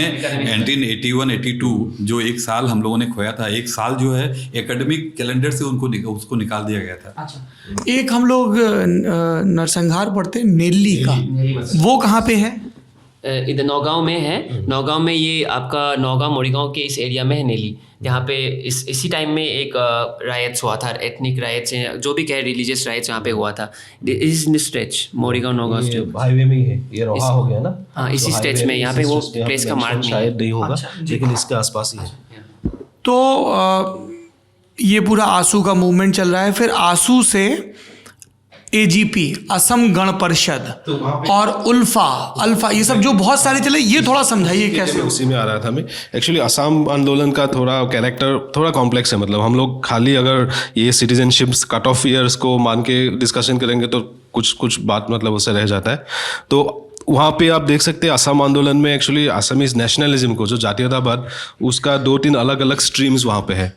तो एक था पहले से थोड़ा आउटसाइडर्स, फॉरेनर्स नहीं, बाहिरागत बोलते हैं हम असमीज में, मतलब आउटसाइडर। तो उनको भी लेके एक थोड़ा सेंटिमेंट था उसमें, अलग लोगों के हाथ में जा रहा है इंडस्ट्रीज, एम्प्लॉयमेंट, रिसोर्सेज सब। सो वो स्ट्रीम जाके थोड़ा वहाँ पे, और एक था असम जातीयतावादी युवा छात्र परिषद, AGYCP। सो वो थोड़ा नेशनलिज्म के मामले में थोड़ा रेडिकल नेशनलिज्म के थोड़ा साइड में था। वो लोग डुअल सिटीजनशिप, ऑटोनॉमी, वो सब डिमांड कर रहे थे, स्पेशल स्टेटस ऑफ असम। सो काफ़ी सारा लीडरशिप उल्फा का वो ऑर्गेनाइजेशन से जाके फिर AGYCP से जाके उल्फा में गया। क्या फुल फॉर्म है उल्फा का? उल्फा का लिबरेशन फ्रंट ऑफ असम। ये परेश बरुआ जिसका हेड है अभी, उनको अल्फा आई के हैं, इंडिपेंडेंट। वो बाद में फ्रैक्शन हो गया। कई फैक्शन हुआ। बाकी लोग अभी सीज फायर में जाके वो डिसबैंड हो गया ऑर्गेनाइजेशन अभी। United liberation front of Assam, সংযুক্ত মুক্তি বাহিনী অসম, क्या बोलते हैं असमिया में? সংযুক্ত মুক্তি বাহিনী অসম, संयुक्त मुक्ति बाहिनी असम। मुक्ति वाहिनी असम। तो वही ट्रांसलेशन है, मतलब इंग्लिश का वही। United liberation front of Assam. So Assam movement से जाके एक तो गया इस डायरेक्शन में गया, एक फोर्स उस डायरेक्शन में गया, और बाकी और बाकी फोर्स ये पार्लियामेंट्री साइड में आके फिर ये जो आपने AGP का एग्जांपल दिया, वो जो राजीव गांधी और प्रफुल्ल कुमार महंत और इन सब नेताओं के बीच 85, हाँ, जो अकॉर्ड हुआ था, असम अकॉर्ड हुआ, उसके बाद चुनाव हुए और AGP जीत के आया था, असम गण परिषद। इंटरेस्टिंगली ये जो मॉडल असम अकॉर्ड वाला मॉडल, उस मॉडल ने बाकी ट्राइब्स को काफ़ी इन्फ्लुएंस किया। जो जैसे स्टूडेंट्स ग्रुप पार्टी फॉर्म करके गवर्नमेंट को प्रेशराइज करके कैसे अकॉर्ड होगा, इस फैसिलिटीज आएगा एरिया में, सभी काफ़ी एरियाज में। सबसे डायरेक्ट एग्जांपल यहाँ पे है बोरो स्टूडेंट्स यूनियन। सो यहाँ पे जैसे आंसू है, तो ऑल बोरो स्टूडेंट यूनियन, उनका भी मूवमेंट चल रहा था इसी एरिया में, सेपरेट बोरोलैंड। तो उनका सेपरेट बोरो मूवमेंट के बाद अकॉर्ड हुआ था, BTR अकॉर्ड हुआ है, बहुत सारे अकॉर्ड हुए हैं ऑटोनॉमी के। तो उनका भी मॉडल सेम है। और आपसू से जो पार्टी फॉर्म हुआ है UPPL, जो इसके बारे में हमने बात किया था, जो अभी NDA के एलाय हैं, तो similar model has been placed. हाँ, प्रमोद बोरो। ये इस एरिया में भी ऐसा कोई मूवमेंट चला? यहाँ पे भी Karbi students union, Dimasa students union, यहाँ पे भी 2-3 है। ADSU, हाँ, of course very different. Dimasa बहुत डिस्टिंक्ट कार्बी ट्राइब है, बहुत मतलब डिस्टिंक्ट ट्राइब्स है असम के, और उनका भी students fractions are very powerful.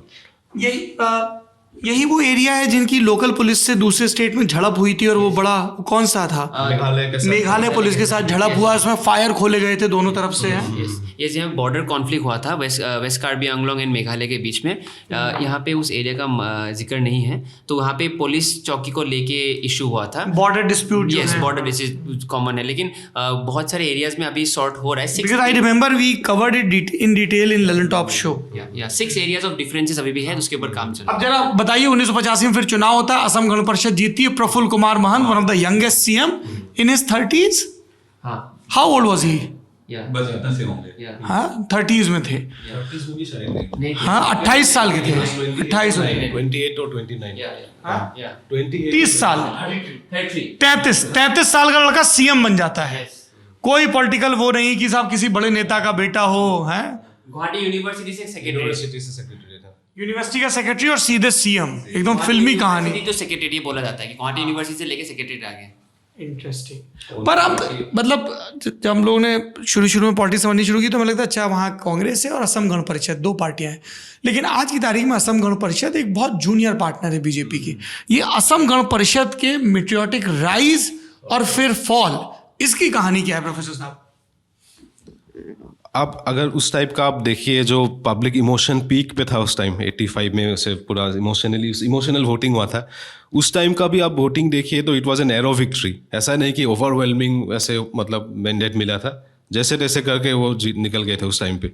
ऐसा नहीं था कि AGP was ever a big decisive factor, मतलब it was a very kind of a hard won kind of a victory. वो भी वो तो इमोशनल मोबिलाइजेशन जो हुआ था उसके बेस में निकल गया था।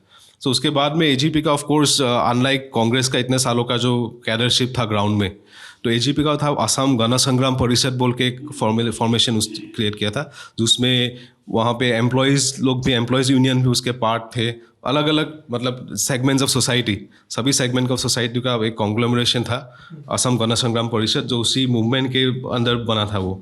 तो ऑफकोर्स वो जब मूवमेंट जाके सरकार बन गया तो वो दूसरा डायनामिक्स हो गया, मूवमेंट डायनामिक्स अलग है और सरकार चलाना अलग डायनामिक्स है। इसमें मेरा एक और एक आइडिया है कि before the agitation there was a dominant social group called Assamese. Post the agitation सब अपना अपना खुद के एथनिसिटी और आइडेंटिटी को एसर्ट करने लग गए थे कि मैं बोरो हूँ, मैं कार्बी हूँ, मैं आहूम हूँ। तो एक डोमिनेंट सोशल ग्रुप के नहीं होने के कारण कांग्रेस हैड एन एडवांटेज, क्योंकि वो एक डोमिनेंट सोशल ग्रुप कोई है नहीं, तो आप बेनिफिशियरी पॉलिटिक्स कर दीजिए, आप जीत जाएंगे। लेकिन बीजेपी का क्या हुआ, क्योंकि डोमिनेंट सोशल ग्रुप नहीं थे, तो बीजेपी का जो एक नया आइडियोलॉजी आया जिसमें प्रो नेशन या प्रो हिंदुत्व जो भी कहें, तो उसके वजह से BJP now has an advantage because they could unite all the other factors. क्योंकि डोमिनेंट सोशल ग्रुप असम में अभी एग्जिस्ट नहीं करता है, जो असम एजिटेशन के पहले था, जो आसामीज थे।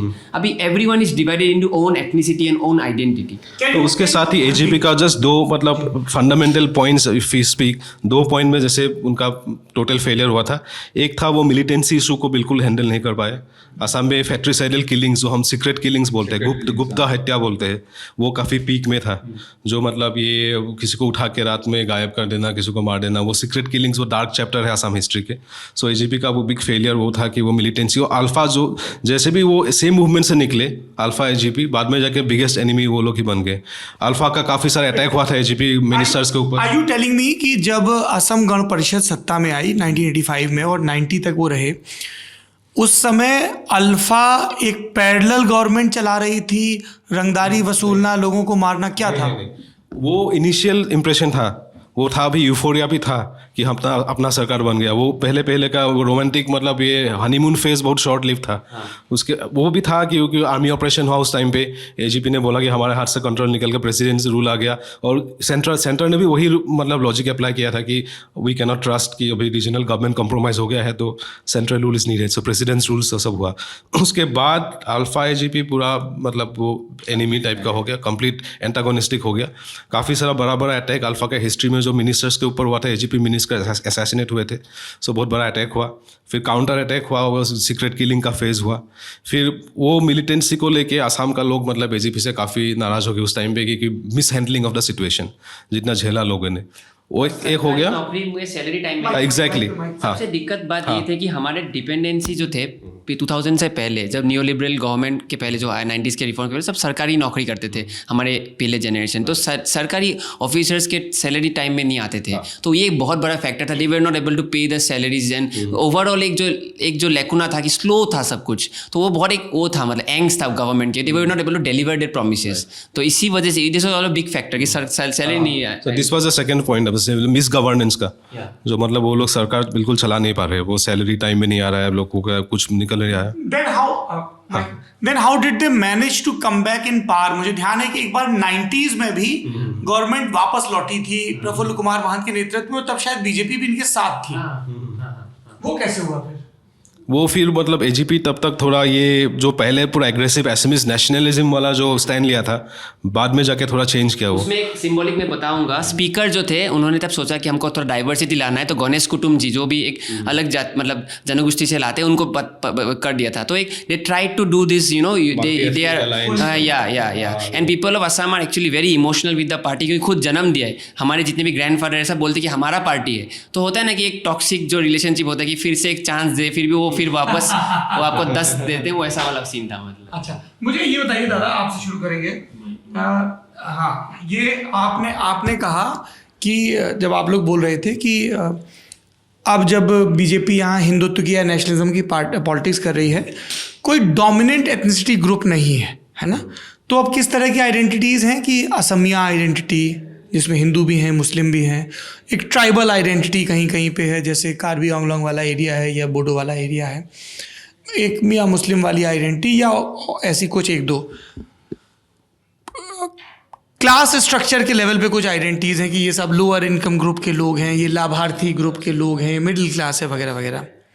इसके पहले जैसे हम और स्टेट्स में जाते हैं ना, एक जो सोशल आइडेंटिटी होती है जिसमें कास्ट रिलीजन ये सब होता है और इसके इर्द गिर्द बड़े मोबिलाइजेशन भी होते हैं और इसीलिए डोमिनेंट पॉलिटिकल फोर्स उनको कोऑप्ट भी करती है कि अच्छा ये निषादों की पार्टी है, अच्छा ये मौर्य की पार्टी है, अच्छा ये कुशवाहा की पार्टी, उनको कोऑप्ट करती हैं, मर्ज करती हैं, कई बार अलायंस करती हैं, अच्छा ये प्राइमरली पासवान वोट को होल्ड करते हैं। ये हम यूपी बिहार में खूब देखते हैं, कुछ एक और स्टेट्स में भी देखते हैं कि पंजाब में पंथिक राजनीति तो साहब वो अकाली दल करते हैं, है ना, पंजाबी हिंदू का वोट यहाँ आता है, इस तरीके से भी वो डिवीज़न रहता है। या ट्राइबल बेल्ट में हम देख रहे हैं अभी बाप आप इस तरह की पार्टियाँ हो रही हैं जो गुजरात में भी हैं, मध्य प्रदेश में, राजस्थान में हैं।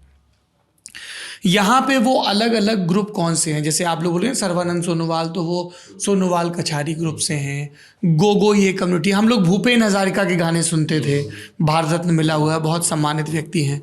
तो हजारिका तो हमें एक साथी बता रहे थे जिसके पास 1000 सिपाही थे अहोम किंगडम में, वो हजारिका थे। लेकिन उन्होंने ये भी कहा कि लेकिन आपको हजारिका से ये आइडिया नहीं लगेगा कि वो एसटी हैं, जनरल हैं। गुवाहाटी कामरूप मेट्रो में जो ब्रह्मपुत्र है उसके एरिया पे एक जगह है उजान बाजार, जो पानी के एकदम नदी के एकदम साइड में है, जो फिशरमैन कम्युनिटी है, जो एससी कम्युनिटी है, वहाँ पे भी हजारिका है, वो अलग हजारिका है। आपने जो बोला हजार, जो वो बोला वो अहोम जो किंगडम के हजारिका थे। वो थोड़ा सा मुझे ये एथनिसिटी और इन सब के थोड़े डिवीजन मोटा माटी समझा दीजिए। देखिए आसाम में सरनेम्स से कास्ट पता चलना मुश्किल है बहुत, क्योंकि आसाम का जो अहोम सरनेम्स वो एक्चुअली ऑक्यूपेशनल सरनेम्स है ये। सो ये कास्ट वाइज नहीं है, ऑक्यूपेशन वाइज है। सो सेम सरनेम हो सकता है, एसटी भी होगा, एससी भी होगा, जनरल भी होगा, ओबीसी भी होगा। सो एक तो ये है वो मतलब डिफिकल्ट उसी का सुन के ही बोलना। कास्ट बेस्ड पॉलिटिक्स नहीं होती यहाँ होते हैं, नहीं वो है, लेकिन सरनेम का बोल रहा हूँ मैं। डोमिनेंट कास्ट कौन सी जिनकी संख्या ज्यादा? मतलब अगर हम if you want to do a sort of Wikipedia sort of a classification, तो हम ट्राइबल और नॉन ट्राइबल को हम लोग ने डिवाइड कर लिया। ट्राइबल में आपको Karbis, Boros, Dimasas, all the indigenous tribals are there. उसके अलावा अगर नॉन ट्राइबल के बारे में बात करेंगे तो we have the Brahmins, we have there is a big community called the Kalita community. So they are also one of the biggest, actually they are one of the 40 lakh people है, जो यहाँ के बहुत सारे विधायक भी है, बहुत सारे जगहों पे वो कोलिता कम्युनिटी से भी है। तो all many non-tribal communities है। Gogoi is from Ahom community. Ahom community का भी एक डिमांड चल रहा है कि उनको एसटी स्टेटस देना चाहिए, लेकिन अभी के लिए वो ओबीसी स्टेटस में है। तो गोगो यार a very important community, they have been ruling Ahom community से है। सो बहुत सारा क्लासिफिकेशन है। तो या अहोम के अंदर बहुत सारे कम्युनिटीज है। Gogoi is one of them. There are Burha Gohain. Interestingly Gogoi can be others also. Yes, yes, Gogoi can be others also, yes. Gogoi need not be always Ahom, Gogoi हो सकता है मोटोक हो सकता है। Yes yes. सो वो भी है। अहोम बेसिकली अहोम कम्युनिटी क्या है?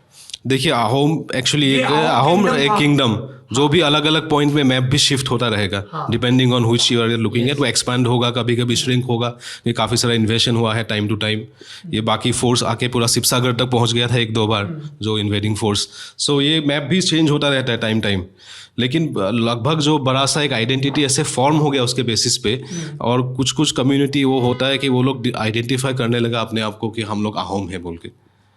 तो ये आइडेंटिटी बेसिकली ये एक एथनिक आइडेंटिटी है। अभी डिमांड चल रहा है कि उसको एक ट्राइबल रिकॉग्निशन देने के लिए, with other 5 communities, क्योंकि उनका अपना स्क्रिप्ट, अपना लैंग्वेज, वो सब अभी एक था, अभी भी है, अभी प्रैक्टिस में नहीं है वो, लेकिन इट्स स्टिल देयर। सो उसको रिवाइवल भी हो रहा है अभी। जो अहोम एक टाई स्क्रिप्ट है एक्चुअली, जो टाई लार्जर जो आइडेंटिटी है, टाई जो है, जो साउथ एशियन आइडेंटिटी है, TAI, it's a South Asian identity. उसमें टाई अहोम, टाई टुरुंग, टाई खामती, टाई कम्युनिटी आसाम में ऐसे अलग अलग टाई कम्युनिटीज है। अरुणाचल और असम, अरुणाचल में भी है वो लोग, और ऐसे साउथ एशियन आइडेंटिटी अलग स्टेट में भी है। चूँकि आपने भाषा का जिक्र किया, असम में भाषा परिवार भी अलग अलग हैं क्या? जैसे आप बता रहे थे कि इस इलाके में मैंने वो नाम लिख रखा है भाषा शहीद, है ना। यहाँ पे भी एक लैंग्वेज मूवमेंट चला कि यहाँ बंगाली चले, यहाँ पे असमिया चलती है, नागरी लिपि में है वो। असमिया में हमारा स्क्रिप्ट क्या है असमिया भाषा की? Script I don't know. Asamiya script वही मतलब नागरी फैमिली में ही है। देवनागरी जैसे हम लिखते हैं, छोटा आ बड़ा, असमिया वैसे लिखी जाती है? नहीं, असमिया में छोटा बड़ा नहीं है वो, लेकिन मतलब उससे नागरी लिपि से मिलती जुलती है। जैसे मराठी जो है भाषा वो लार्जली, या गुजराती भाषा नागरी लिपि है, कुछ एक अक्षर अलग है। बिल्कुल बिल्कुल उसी से ही है, मिलता जुलता है। और असमिया में जो लिपि है उसमें अब ये जो छोटा और बड़ा इस ढंग से हम लोग नहीं बोलते हैं उसको, सबसे मतलब बड़ा लैंग्वेज का अपने- डिवाइड हुआ था जब when British came, so they our Assamese language was banned, it was like removed and Bengali language was used as an official language करके यूज़ किया गया था। तो उससे लैंग्वेज मूवमेंट का शुरुआत हुआ था। फिर जो अमेरिकन बैप्टिस्ट मिशनरी आए थे उन्होंने हमारे लैंग्वेज को कोडिफाई किया। कोडिफाई मतलब पूरा इंग्लिश टेक्स्ट, मतलब टेक्स्ट बनाया। फिर उसके बाद एक लैंग्वेज रिवाइवल हुआ था। तो language has always been a very serious issue for the state. वो ब्रिटिश के टाइम से चला आ रहा है, अब तक भी एक सेंटिमेंट है लोगों में। जो लिंग्विस्टिक नेशनलिज्म है ना, लिंग्विस्टिक नेशनलिज्म का वही बेसिस एक था, जो अदरनेस। सो एक बार मतलब वो जो था कि आसामीज बंगाली का ही एक टाइप का एक डायलेक्ट, मतलब क्या dialect है कि बहुत टाइम हमारे dialect। लैंग्वेज को, आसाम की लैंग्वेज को कहा जाता है एसएमएस की, वो it's a dialect of So the इसीलिए बंगाली। बोली कह दिया हाँ, जाता है। तो इसीलिए वो इमोशनली एक सेंसिटिव इशू बन गया था, इसीलिए वो पॉलिटिक्स उससे शुरू हुआ था। और जैसे निबिर ने बोला कि शिवसागर में जो ये शिवसागर में ब्रिटिश मिशनरी का एक प्रेस खोला था, सो इसीलिए एसएमएस में भी डायलेक्ट अलग अलग है। Exactly। ये अपर असम का जो बोलने वाला डायलेक्ट थोड़ा अलग है, लोअर असम का अलग है। बोडो एरिया में कौन सी भाषा बोली जाती है? बहुत से ट्राइब से, बोरो है, राभा है, सबके अलग अलग लैंग्वेजेस हैं, Distinct। बट एक असमिस लैंग्वेज उनको यूनाइट करते हैं। और मैं जहाँ से हूँ, मैं कामरूप से हूँ, तो कामरूपिया का भाषा अलग है, तो हम धेगरी भाषा बोलते हैं। तो हम लोग उनका डायलेक्ट रिटन, लिखित और कथित, रिटन और स्पोकन। सो शिवसागर वाला जो भाषा है वो that has become written Assamese, जो हम लोग फॉर्मली लिखते हैं। जो फॉर्मल है, जैसे हम लोग खड़ी बोली जो है ना, तो हिंदी में ब्रज है, बुंदेली सब है, लेकिन जो एक स्टैंडर्डाइज वर्जन है वो खड़ी बोली वाला है। वो शिवसागर वाला एसएमएस है, बिकॉज वहाँ पे मिशनरीज ने प्रेस जो खोला था, उन्होंने रिकॉर्ड किया लैंग्वेज, कोडिफाई किया। जो फर्स्ट एसएमएस पीरियडिकल निकला, अरुणोदय मीन्स सनराइज, वो निकाला था अमेरिकन मिशनरीज ने। अब मुझे ये बताइए, rise of BJP in Assam 2014 onwards, इसकी वजहें क्या हैं, मुद्दे क्या हैं, चेहरे कौन से हैं? दो तो हमें पता है, सर्बानंद सोनोवाल जो कि आंसू के मूवमेंट से आए, है ना, असम गण परिषद से भाजपा में आए, हिमंता कांग्रेस से भाजपा में आए। ये दो चेहरे तो हमें दिखते हैं। इश्यूज एंड फेसेस, क्योंकि आरएसएस तो काफ़ी टाइम से यहाँ पे काम कर रहा था, तो उन्होंने एक बेस तैयार किया, लेकिन उसके ऊपर की चीज़, थोड़ा राइज ऑफ बीजेपी समझाइए। दादा आपसे शुरू करेंगे। देखिए 2014 में जो पहली बार नरेंद्र मोदी का जो चेहरा आया प्रधानमंत्री के लिए, उसके बाद जो है असम में भारतवर्ष में भी सभी जगह मोदी की जो एक छवि इन लोगों ने सामने लाई और मोदी को लेकर इलेक्शन लड़ने का जो अनाउंसमेंट किया गया था, उसी समय धीरे धीरे असम में बीजेपी जो है ऑर्गेनाइज होने लगी। और उस समय जो सफलता भारतवर्ष में मिली थी, उसी अकॉर्डिंगली असम में भी इनको सफलता मिली। और दूसरी बार इलेक्शन जब लड़े तो फिर उनका चेहरा जो है, यहाँ पे जितने भी इलेक्शन में कैंडिडेट थे और थे, तो उनको यही लगने लगा कि अब मोदी जी है तो मतलब हम मोदी जी के नाम से ही हम चुनाव लड़ लेंगे। उनका कोई मुद्दा नहीं होता था, बेसिक बात में वो कोई भाषण में अपनी बात नहीं बोलते थे कि हम ये करेंगे वो करेंगे। मोदी जी जो करेंगे वो मोदी जी करेंगे, और मोदी जी का नाम से ही उन्होंने वोट मांगा था और उन्होंने चुनाव जीता था। Can we call it nationalisation of Assam politics? क्योंकि इतने सारे आइडेंटिटी इश्यूज हैं, लेकिन एक बाहर से फैक्टर आता है, बाहर से मतलब असम के बाहर से, प्रदेश के अंदर से, और नरेंद्र मोदी के नाम पे वो एक यूनिफाइंग हो जाता है बीजेपी के लिए और डिवाइडिंग हो जाता है बाकियों के लिए। ऐसा हुआ क्या, या इसके पहले भी कभी ऐसा हुआ है कि इंदिरा के नाम पे या नरसिम्हा राव के नाम पे या अटल के नाम पे या सोनिया के नाम पे वोट गिरा?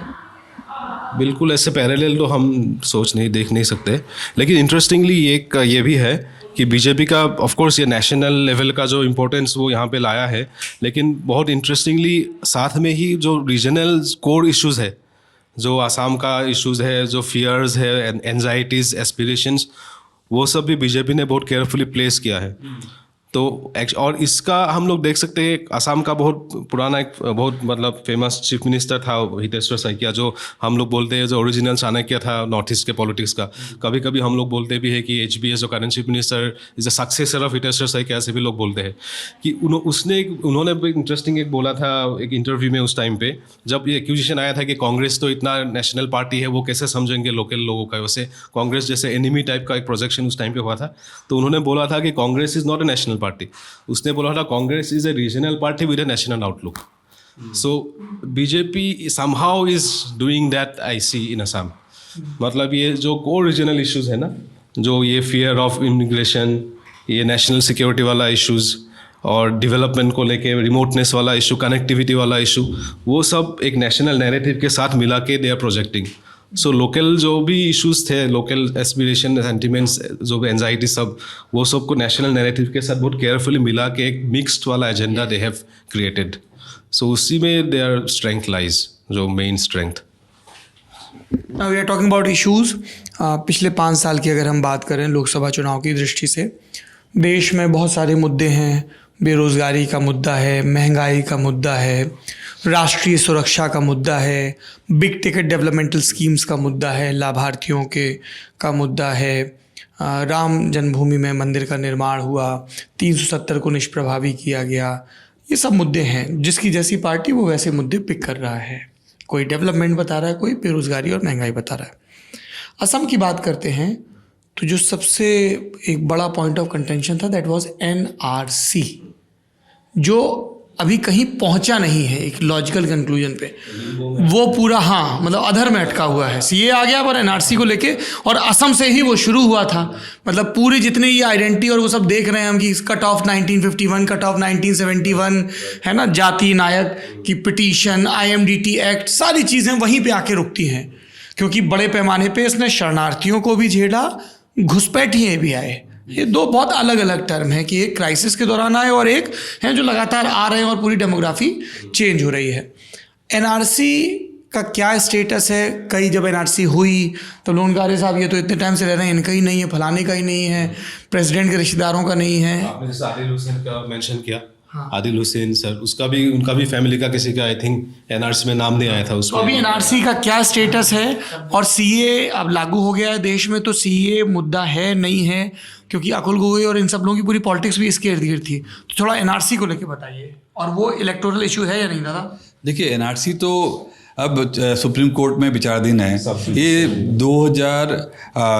1971 का जो डेट रखा गया था, उस NRC में उन्हीं लोगों को उसमें जगह दी गई थी. लेकिन उसके बाद जो NRC का जो चीफ जो मेन कोऑर्डिनेटर थे प्रतीक हाजेला, उनके पर सवाल उठने लगे. और हिमंत बिस्वा शर्मा जो चीफ मिनिस्टर है, उन्होंने भी इस पर एक प्रश्न चिन्ह लगा दिया कि NRC जो है वो सही ढंग से नहीं हुई है.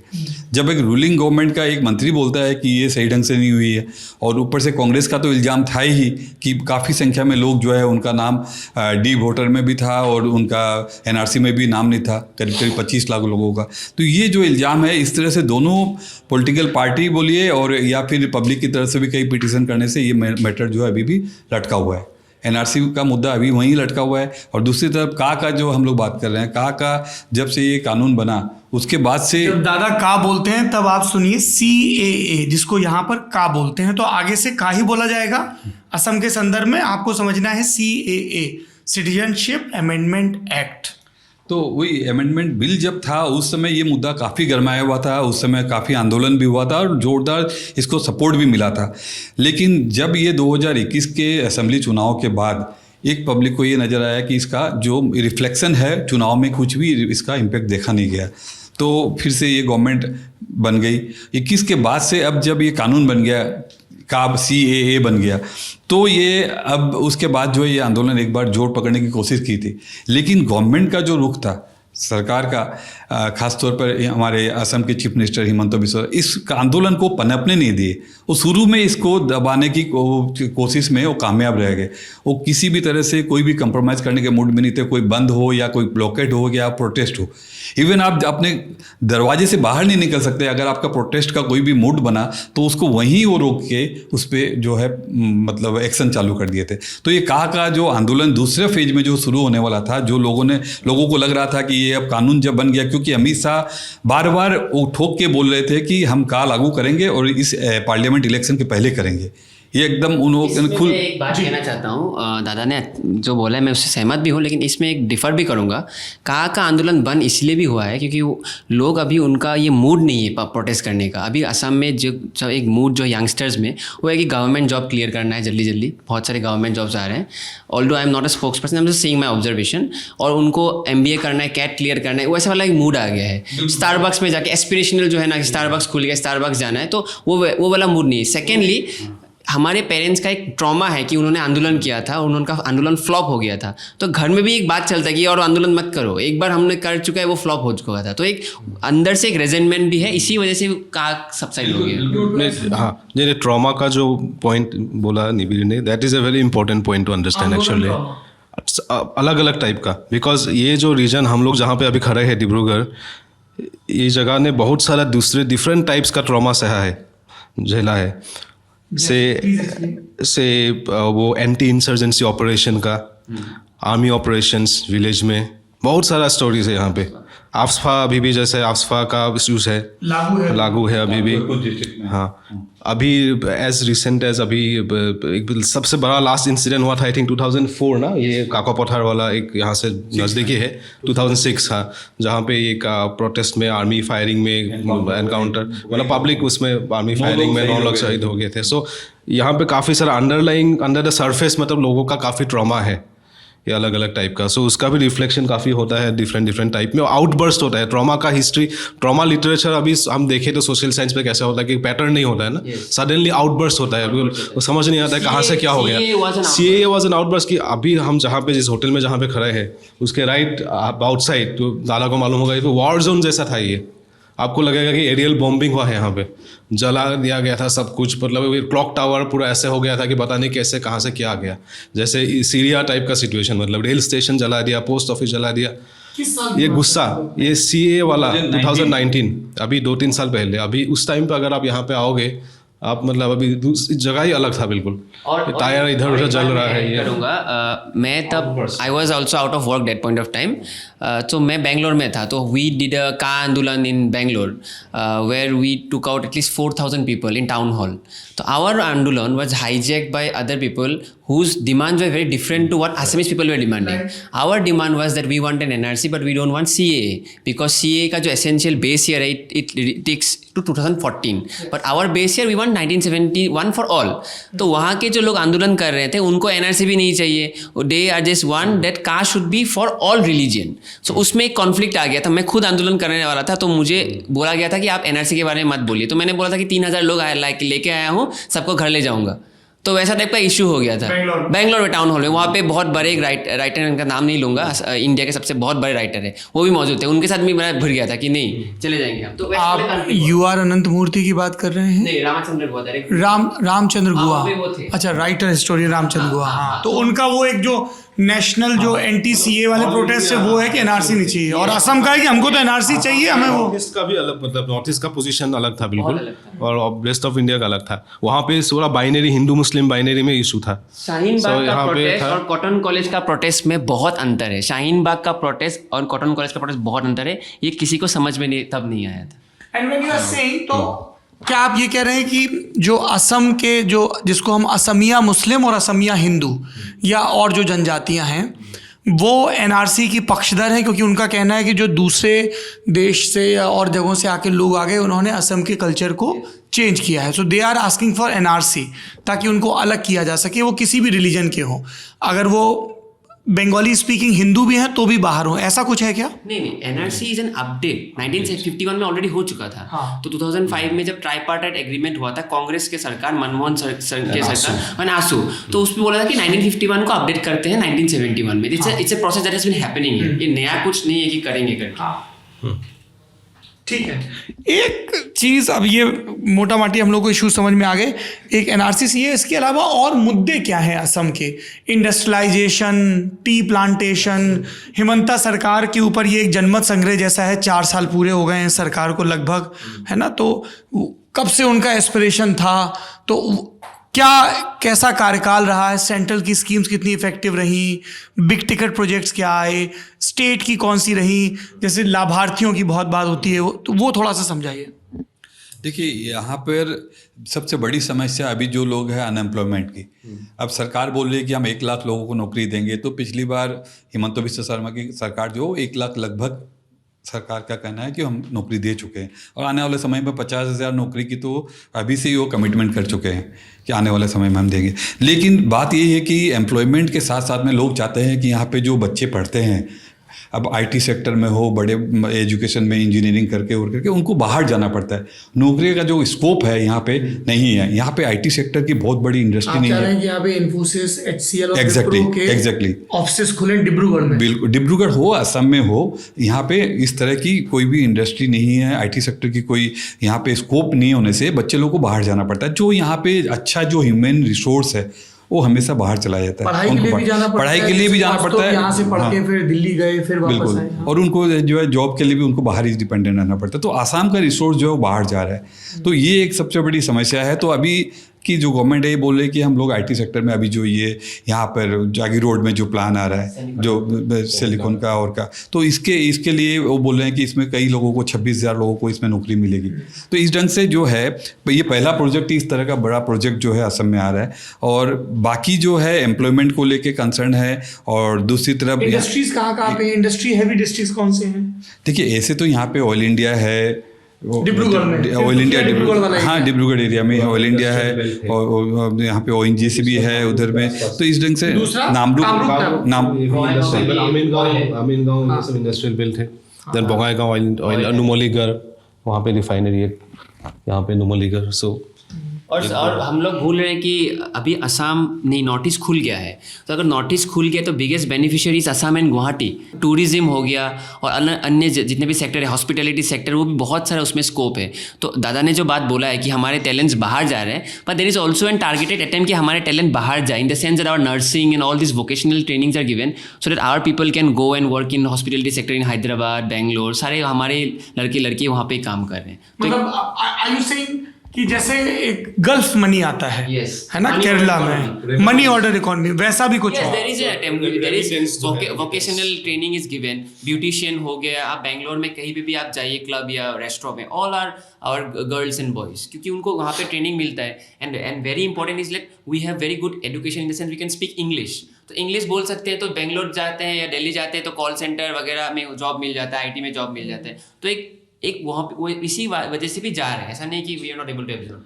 मैं आज जब डिब्रूगढ़ के बाज़ार में नौजवानों से बात कर रहा था तो उन्होंने दो बातें कही। एक, उन्होंने कहा कि सरकारी स्तर पे करप्शन में कोई बदलाव नहीं आया है, गोगोई सरकार हो, सोनोवाल सरकार हो या हिमंता सरकार हो। पर दूसरी बात उन्होंने ये कही कि हमारे एग्ज़ाम बहुत फ्री एंड फेयर हो रहे हैं, हमें किसी तरह की घूसखोरी नहीं करनी पड़ रही, गवर्नमेंट जॉब्स के लिए रिक्रूटमेंट बहुत फेयर हो रहे हैं। ये दोनों बातें उन्होंने कही।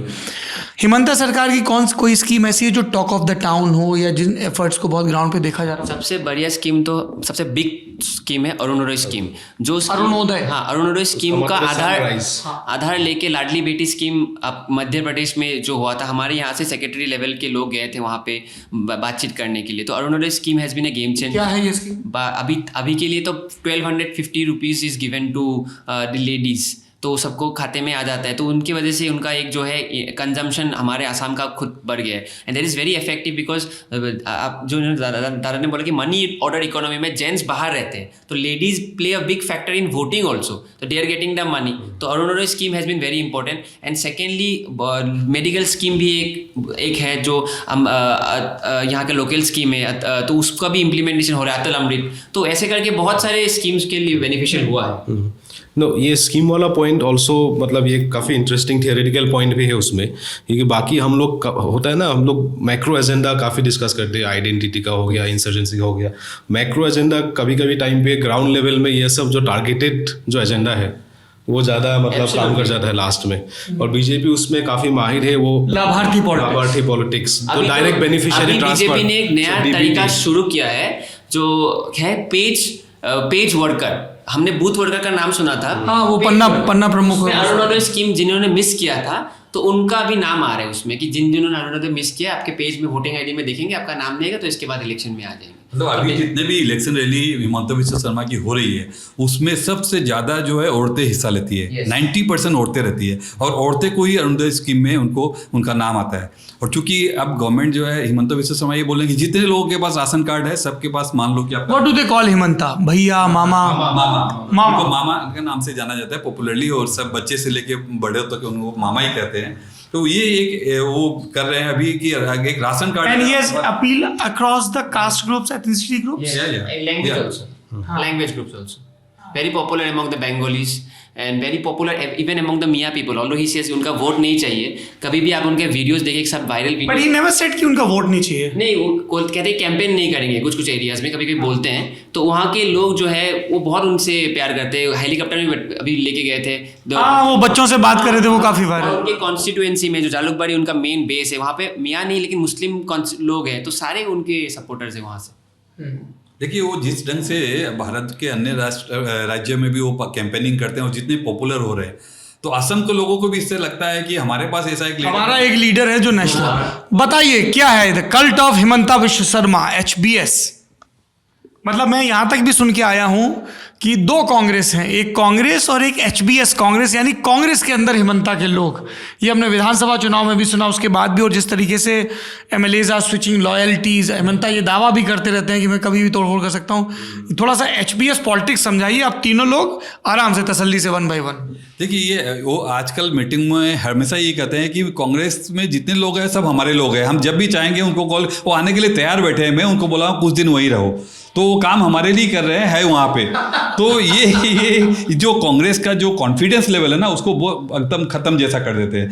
हर समय में वो दावा करते हैं हर बार, और उसी के कुछ दिन बाद में देखते हैं कि कोई ना कोई एक विधायक हो या फिर कोई एक अच्छा लीडर हो, स्टेट लेवल का लीडर हो या फिर डिस्ट्रिक्ट लेवल का कांग्रेस का प्रेसिडेंट हो। इसीलिए ऑब्जर्वर्स कहते हैं क्या यहाँ पे कांग्रेस युक्त भाजपा है? बिल्कुल बिल्कुल। अब यही वो कांग्रेस मुक्त भारत की बात कर रहे हैं, यहाँ कांग्रेस युक्त वो भाजपा है। ये मतलब वो इवन कांग्रेस के जो APCC के प्रेसिडेंट है उनके बारे में बोलते हैं कि वो 2026 तक तो इधर रहेंगे, वो वहाँ रहेंगे नहीं, और अगले चुनाव तक तो मतलब कांग्रेस में एक लोग नहीं रहेगा उनके कांग्रेस के राजीव भवन में बैठने के लिए, को छोड़ के। गौरव ये भी बोलते हैं। हाँ बिल्कुल बिल्कुल। तो ये जो एक राजनीति है, ये एक अलग तरीके की राजनीति वो कर रहे हैं, और इससे क्या है कि आप कुछ करो या ना करो, लेकिन सामने वाला का कॉन्फिडेंस में कहीं ना कहीं आप प्रश्न चिन्ह लगाते हैं कि भाई वो ऐसा कह रहे हैं तो शायद वो ऐसा हो, ये सच भी है। तो ये उनका। हाँ बताइए, लेकिन हिमंता की नहीं और अभी क्या है? आप मिले हैं कई बार? हाँ बिल्कुल, मैं कई बार उनसे मिलता हूँ। तो क्या उनकी ऐसी पॉलिटिक्स है जो इतना बज है, इतनी चर्चा है? देखिए एक तो ये है कि वो जो बोलते हैं कि मैं ये करूँगा, लोगों को ये भरोसा है कि भाई वो जब बोल रहा है तो ये होगा, ये हिमंता ने बोला है तो करेंगे। और दूसरी बात क्या है कि जो भी करेंगे वो टाइम बाउंड लिमिट में करेंगे। ऐसा नहीं कि पहले जैसे होता था कि आप एक शिलान्यास कर दिए, लोग उसको भूल गए कि यहाँ पर शिलान्यास भी हुआ था। कोई भी सड़क हो, कोई भी एक प्रोजेक्ट हो, इस तरह का हम लोग उस समय जब भी हम लोग न्यूज करते थे तो यही सब दिखाते थे कि ये प्रोजेक्ट उन्होंने इस साल में शिलान्यास किया था और आज तक ये हुआ नहीं। तो ये इनका जो राजनीति है वो बदल गया। आज वो जो बोल रहे हैं, अब कैंसर हॉस्पिटल मान लीजिए, वो बोले कि हम इतने टाइम में करेंगे, वो कैंसर हॉस्पिटल आज के दिन असम में चालू हो गया। एज ए रिपोर्टर हम लोग कभी भी ऐसा नहीं है कि हम एक सरकार का पक्ष लेते हैं या फिर किसी, हम हमेशा पब्लिक के साथ रहते हैं, लेकिन हम लोग जो देख रहे हैं पब्लिक का जो व्यू है तो काम तो ये हमेशा जो भी प्रोजेक्ट लेते हैं, आज के दिन एक फ्लाईओवर बन रहा है, वो बोलते हैं कि ये फ्लाईओवर 2 साल में कंप्लीट होगा, लेकिन अंदर ही अंदर वो ऐसा काम करते हैं कि वो 18 महीना में कंप्लीट हो जाए। तो लोगों को ये जो भरोसा आया है, ये बहुत बड़ी बात है कि लोग सोच रहे हैं कि ये कुछ बोल रहे हैं, ये यकीन जो लोग करने लगे। बीजेपी के अंदर उनको पूरी तरह से एक्सेप्ट कर लिया गया है। देखिए इसमें बीजेपी के अंदर तो एक्सेप्टेंस का ये हम लोग इसी से समझ सकते हैं कि आज के दिन उनको जो कैंपेनिंग करने के लिए नॉर्थ ईस्ट के जो है नॉर्थ ईस्ट के जो एक नेडा के उनको कोऑर्डिनेटर बना गया, चेयरमैन बनाया गया, वो सारा चीज नॉर्थ ईस्ट के और बाकी स्टेट्स में भी वो जाते हैं, उनको एक फायर ब्रांड नेता के रूप में देखा जाता है। आरएसएस में बीजेपी ने पूरी तरह से बिल्कुल, जब वो देखते हैं वहां पे जब जाते हैं, जिस तरह से लोग उनको वेलकम करते हैं, उनके पास आने के लिए वो मतलब भीड़ से वो निकल कर आते हैं। तो ये जो एक माहौल असम में भारत में पैदा हुआ है, नरेंद्र मोदी है, अमित शाह है, उसके बाद लोग बोलते हैं योगी है, उसके बाद में है हिमंता बिस्वा शर्मा। ये जो इनका रैंकिंग बढ़ा है, इससे असम के लोग भी कहीं ना कहीं ये सोचते हैं कि हमारे पास ऐसा एक लीडर है। तो ये एक जो बदलाव है उन पे देख रहे हैं लोग। और बाकी एक के बाद एक प्रोजेक्ट वो कहते हैं मीटिंग में। ऐसी भी कोई चर्चा चलती है क्या कि असम के बाद उनका कोई नेशनल रोल हो सकता है, मतलब वो he can be part of Modi cabinet, या उसके बाद की अगर कोई बात ऐसी चलती है, लेकिन उनका मूड कहीं ऐसा नहीं है। उनको लगता है कि वो स्टेट में ही रहना चाहते हैं और असम के ही वो मुख्यमंत्री बना रहना चाहते हैं। हाँ कौस्तुभ, HBS, कल्ट ऑफ HBS। देखिए, कल्ट ऑफ HBS और the making of brand HBS, उसका शुरू लेकिन कांग्रेस से हुआ था। जो कांग्रेस गवर्नमेंट पे जो इम्पोर्टेंट पोर्टफोलियो वो संभाल रहे थे उस टाइम पे, उसी टाइम के उनका इमेज ऐसा बन गया था कि ही इज़ ए डूअर। जो बोला, दादा ने बोला कि वो काम करते हैं, उसका मतलब ब्लू आइट पता नहीं, लेकिन he was entrusted with the key responsibilities और ही डिलीवर्ड ऑल्सो। तो उनका इमेज उसी टाइम से एज ए डूअर उसी टाइम पे कांग्रेस के अंदर ही उनका वो इमेज बना था। और उसी को लेकर अभी कभी भी गौरव गोगोई भी अभी बोलता है, उसको उसी आर्गूमेंट को रिवर्स करके वो बोलते हैं कि दिस इज कांग्रेस क्रेडिट, कि हमें ने ट्रेन किया उनको। जो आप बोल रहे हैं कि मतलब सेम आर्गूमेंट उसको रिवर्स करके बोल रहे हैं कि ये कांग्रेस का ही क्रेडिट है कि हमने उन लोग को ट्रेन करके अभी वहाँ तक पहुँचा दिया है कांग्रेस पार्टी ने। So they also try to spin the argument उस हिसाब से। सो वो मतलब वे है उसी से बन के आगे जाके बाकी जो मास अपील का हमने बात किया, स्ट्रेटेजी बहुत क्रिएटिव इनोवेटिव जो लोगों के बीच, ऑरेटर ऑफ कोर्स ऑरेटर है और रिलेटेबल, और उसका मतलब टेक्टिक्स ना, मतलब वो लोगों के बीच जाके लोगों को टच करके वन ऑन वन कनेक्शन जो बनाते हैं ना, so he does not follow protocol. उनका एनालिसिस ये है कि he is like a bureau chief of North East, ठीक है, और उनके सारे अलग अलग यहाँ पे ब्यूरोज खोल के रखे हैं। आप बोल सकते हैं कि यहाँ पे कार्बी आंगलोंग में उनका ब्यूरो है, डिब्रूगढ़ में ब्यूरो है। तो इसमें पार्टी अलायंस नहीं आता है कि उसमें पार्टी में अलग अलग लोग भी हो सकते हैं उस ब्यूरो में कांग्रेस के भी लोग। यू मस्ट टेल देम, क्योंकि ये बहुत जर्नलिस्टिक लैंग्वेज हो गई कि ब्यूरो चीफ क्या है, जो मतलब आपको रीजन दिया जाता है कि north east bureau chief, Bengal bureau chief तो आपको कोलकाता या वेस्ट बंगाल हैंडल करना पड़ेगा, आपको साउथ इंडियन ब्यूरो चीफ मतलब all the 4 states of South India. तो he is like a bureau chief of North East, जो बीजेपी के ब्यूरो चीफ हैं, और उनके अलग अलग यहाँ पे उनके स्ट्रिंगर्स बोल सकते हैं, रिपोर्टर्स बोल सकते हैं, across the party line, across. तो इसीलिए पार्टी अलायंस लॉयल्टी मिलता है, उनका फ़र्क ही नहीं पड़ता है। क्योंकि काम जब आता है, आप जब फ़ोन करते हो कि ये भाई कार्बी आंगलोंग में एक इंसिडेंट हुआ है, आप रिपोर्टर को फ़ोन करते हो ना, भाई तू थोड़ा हेल्प कर दे, तो even if he is working for a different channel, if he will help you, right, कि हाँ मैं विजुअल सेंड कर रहा हूँ व्हाट्सएप पे। सो ही इनका style of working is like a bureau chief, that is my analysis, and he has all the reporters, all the help. And because he is actually a good editor, he was working for his channel for some time बीच में, so he understands the reason like that, and वो deliver करते हैं, stories deliver करते हैं, काम network, network जबरदस्त network करते हैं, फिर पूरा डिलीवर करते हैं। उनका टीम मेन है, उनका टीम अलग अलग सब जगहों पे उनका टीम है। आप कहीं भी गाँव में जाएंगे तो बोलेंगे हाँ दादा के साथ मैं मछली देता हूँ दादा को, दादा मुझे कुछ देते हैं। तो एक टीम है उनका सब जगह पे, across. Was it the smoothest possible transition of power, Sarbananda Sonowal to Himanta? मतलब 5 साल वो सीएम रहे, ये सीएम हो गए, कहीं कोई चू नहीं, कुछ नहीं, एवरीथिंग वेरी स्क्रिप्टेड, जबकि सर्बानंद सोनोवाल भी एक मजबूत नेता है। ये कैसे हुआ? देखिए, जब भी हम लोग ये सवाल सर्बानंद सोनोवाल से पूछते हैं कि ये कैसे हुआ और क्यों हुआ, तो हमेशा वो यही कहते हैं कि देखिए पार्टी ने मुझे बहुत कुछ दिया है। मैं जब चुनाव जीता तो पहली बार ही मुझे, उसके पहले ही मुझे बीजेपी में जब आए 2011 में, वो बोले मुझे प्रेसिडेंट बना दिया गया स्टेट का, उसके बाद मुझे एक मिनिस्टर का रोल दिया गया। इस तरह से मुझे जो भी कुछ मिला, सीएम मिला मुझे, उसके बाद सेंट्रल मिनिस्टर, तो पार्टी ने मुझे दिया। मैं एक पार्टी का सोल्जर हूँ, इसलिए मुझे कहीं भी जो भी रोल मिलता है मैं करने के लिए तैयार हूँ। वो कभी भी अपनी नाराज़गी को व्यक्त नहीं कर रहे हैं। और दूसरी तरफ जो है हेमंत बिश्व शर्मा है, वो बार बार ये कहते आ रहे हैं कि मैं असम के लोगों को सेवा करूंगा। ठीक है, उसके बीच में जो भी हमारी सेवा बन पड़ती है हम भारत के लिए कर रहे हैं, करेंगे भी, लेकिन वो उनका ज़्यादा इंटरेस्ट जो है, झुकाव जो है स्टेट पॉलिटिक्स में है अभी तक जो नजर आया है। अब बाकी रोल क्या, मैंने देखा कभी कोई ऐसा स्टेटमेंट नहीं आया, कभी कोई जिसमें दोनों एक दूसरे पे व्यंग बाण छेड़ रहे हो, कुछ भी कर रहे हो, अंदर खाने जो भी हो, राजनीति है, सबकी महत्वाकांक्षाएं हैं, पर पब्लिक पे वो बहुत ईजी दिखा। 5 साल हेमंता वेट करते रहे, की पोर्टफोलियोज उनके पास रहे, 5 साल बाद बिना अनाउंसमेंट के कोई उन्होंने नहीं किया। सर्बानंद भी चुनाव लड़ते हैं, हेमंता भी, फिर सर्बानंद विधायक से सांसद हो जाते हैं, हेमंता वहाँ चले जाते हैं। हाँ बिल्कुल, ये जो है इनका आपस में ऐसा एक अंडरस्टैंडिंग बन चुका है कि ये कभी भी पब्लिकली कोई भी बात अभी तक शेयर नहीं कर रहे।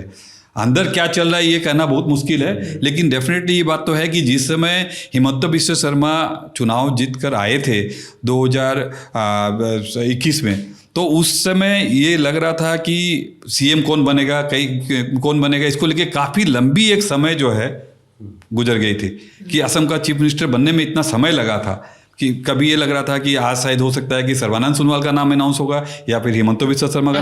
ये बहुत काफ़ी लंबे समय तक असम को चीफ मिनिस्टर नहीं मिला था, अनाउंस बाद में किया गया।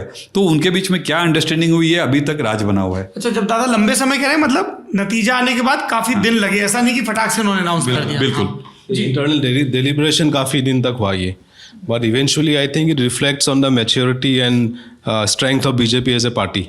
मतलब उनका जो इंटरनल स्ट्रेंथ एंड मैच्योरिटी, कि उसको पब्लिक में नहीं आने दिया।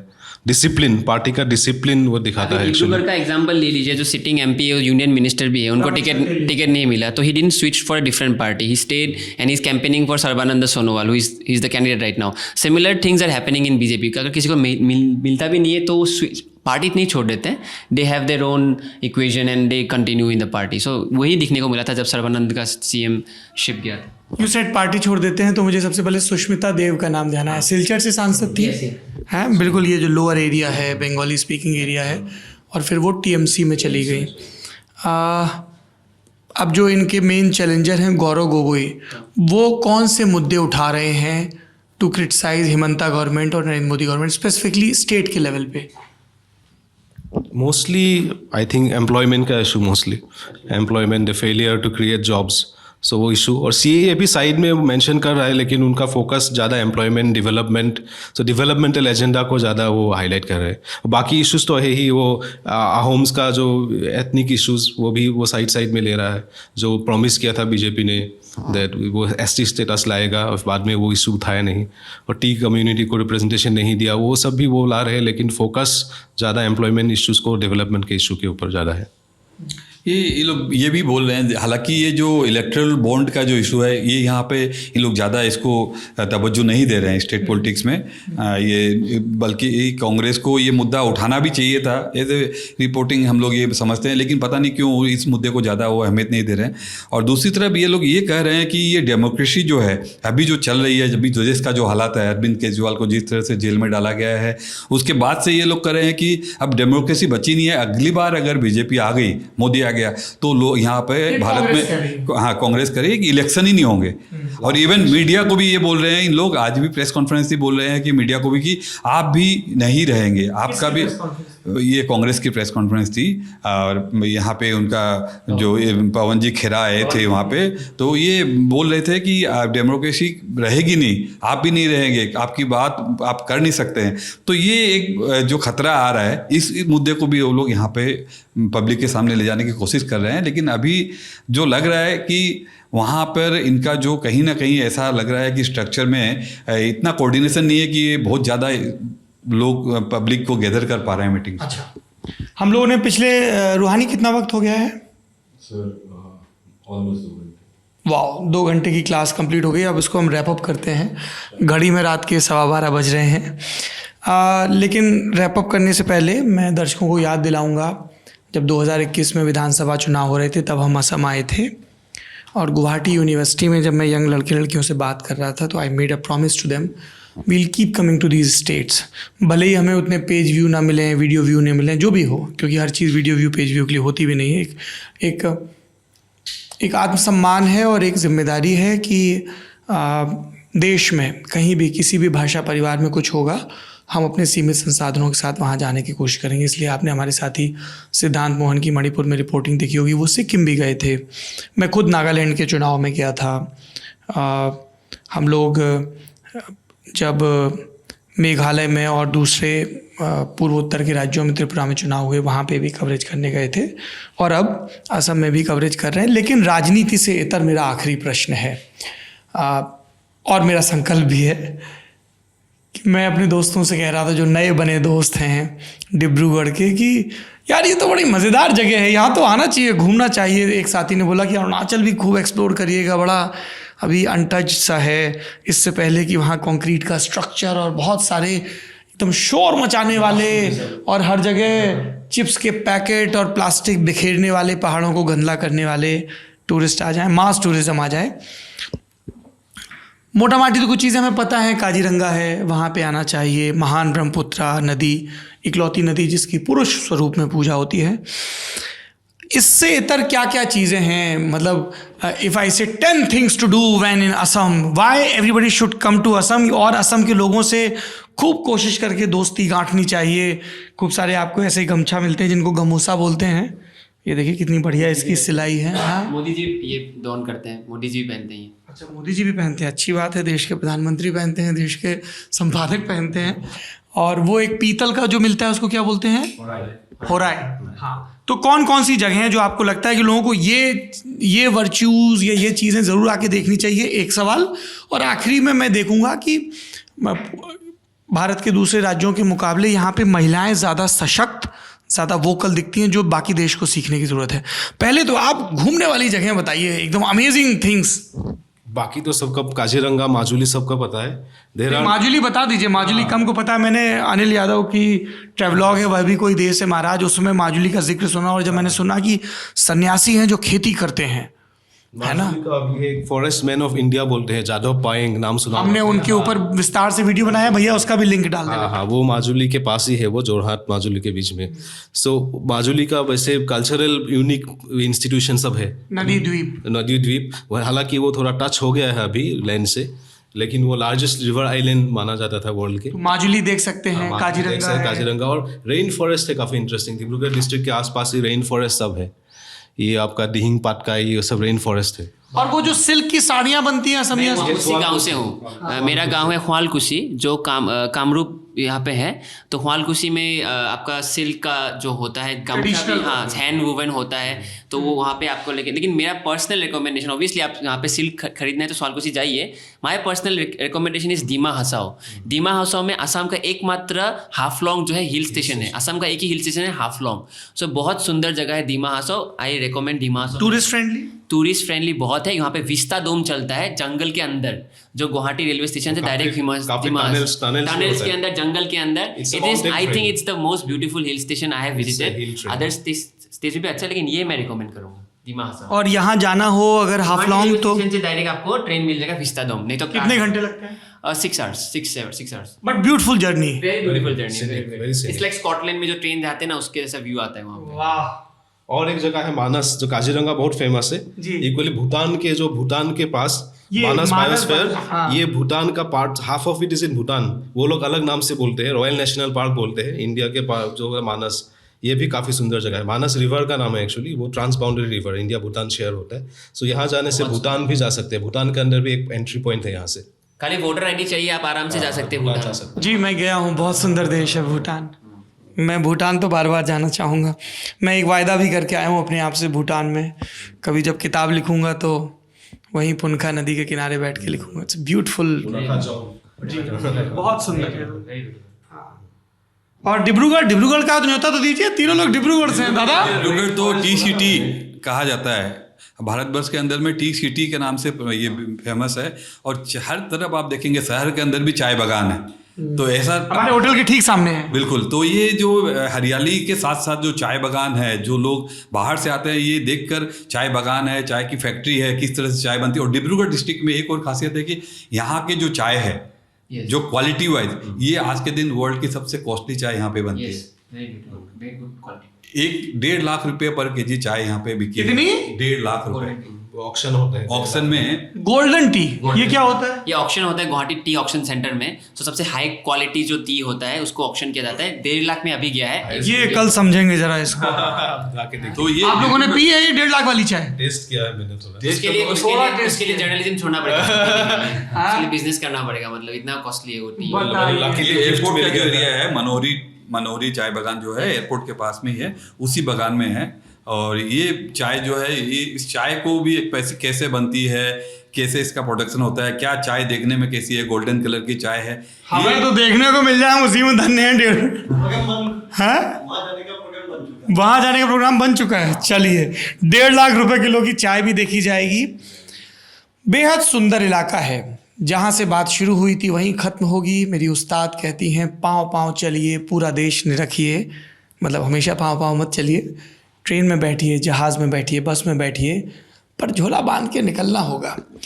जब तक तुम्हारी उंगलियों में इतनी शक्ति है कि जूते के तस्मे यानी फीते बांध सको, जब तक तुम्हारे जिस्म में इतनी हरारत है कि याद रख सको कब हाइड्रेट करना है अपने आप को, पानी पीते रहना है, कब ब्रीथ कहना है, सांस लेते रहना है, और कब पानी और सांस के बीच में ज़बान का इस्तेमाल करना है, मदद के लिए हाथ बढ़ाना है कि भाई साहब, बहन जी, sir, ma'am, thank you, please.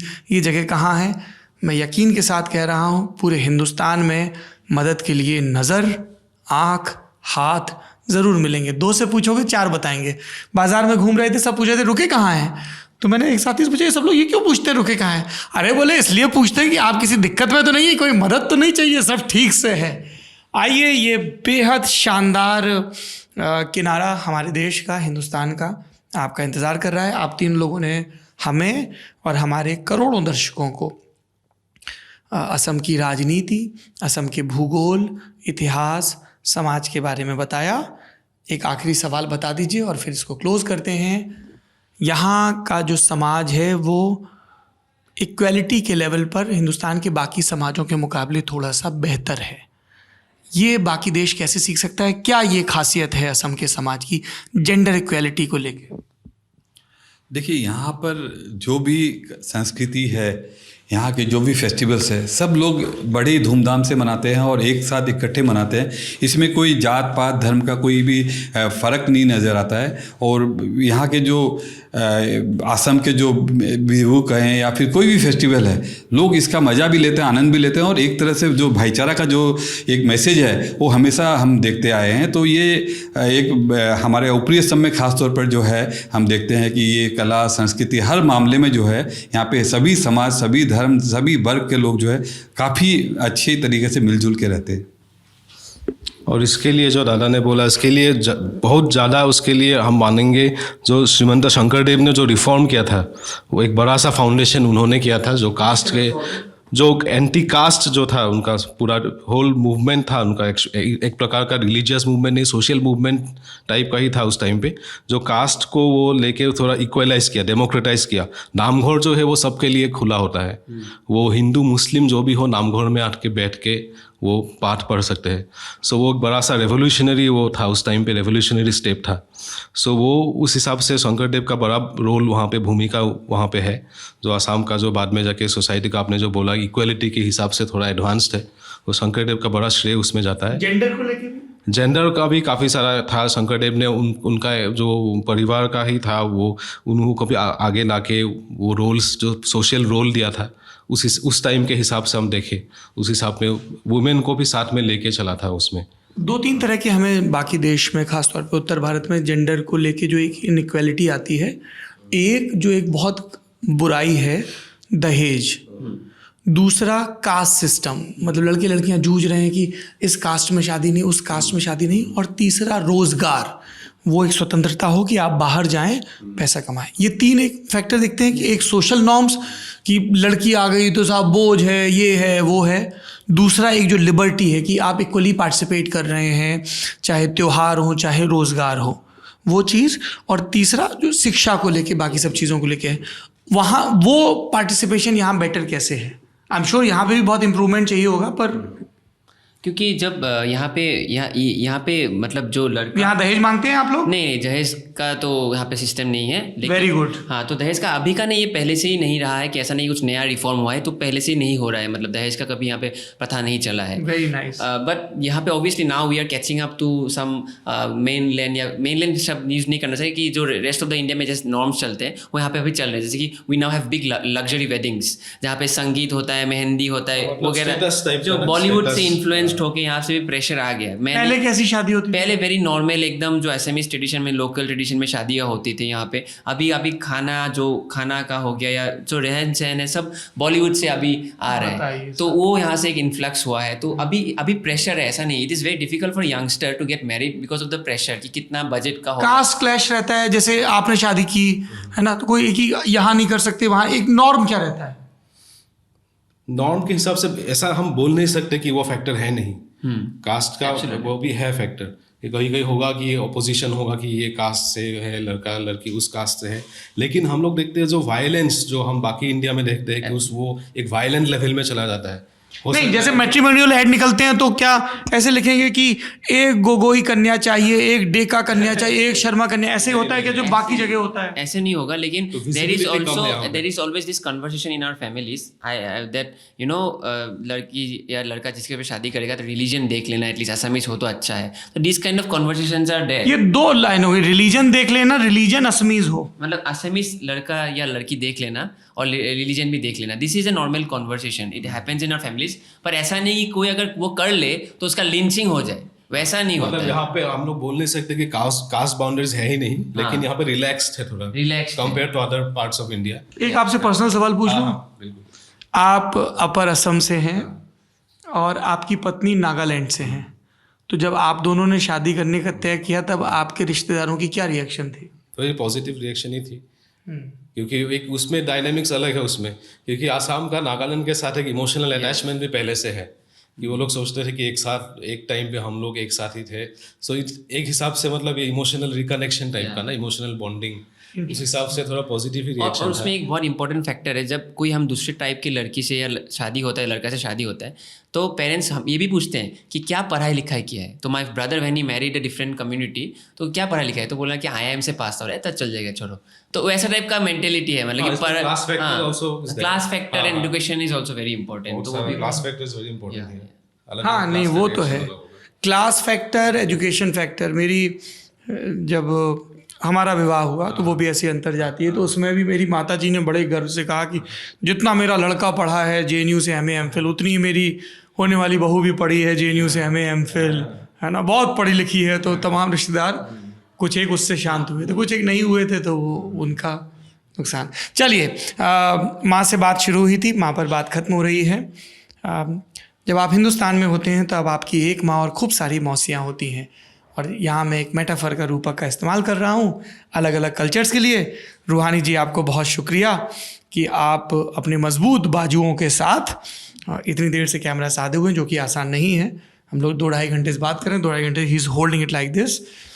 तो ऑन दैट नोट, इस संकल्प के साथ कि हम श्रीमंत शंकरदेव के बारे में और पढ़ेंगे, लचित बोरफुकन के बारे में और पढ़ेंगे, शौर्य की गाथाएं, है ना, जो हिंदुस्तान के अलग अलग समय में नायक रहे हैं, और ज्ञान का संधान जारी रखेंगे।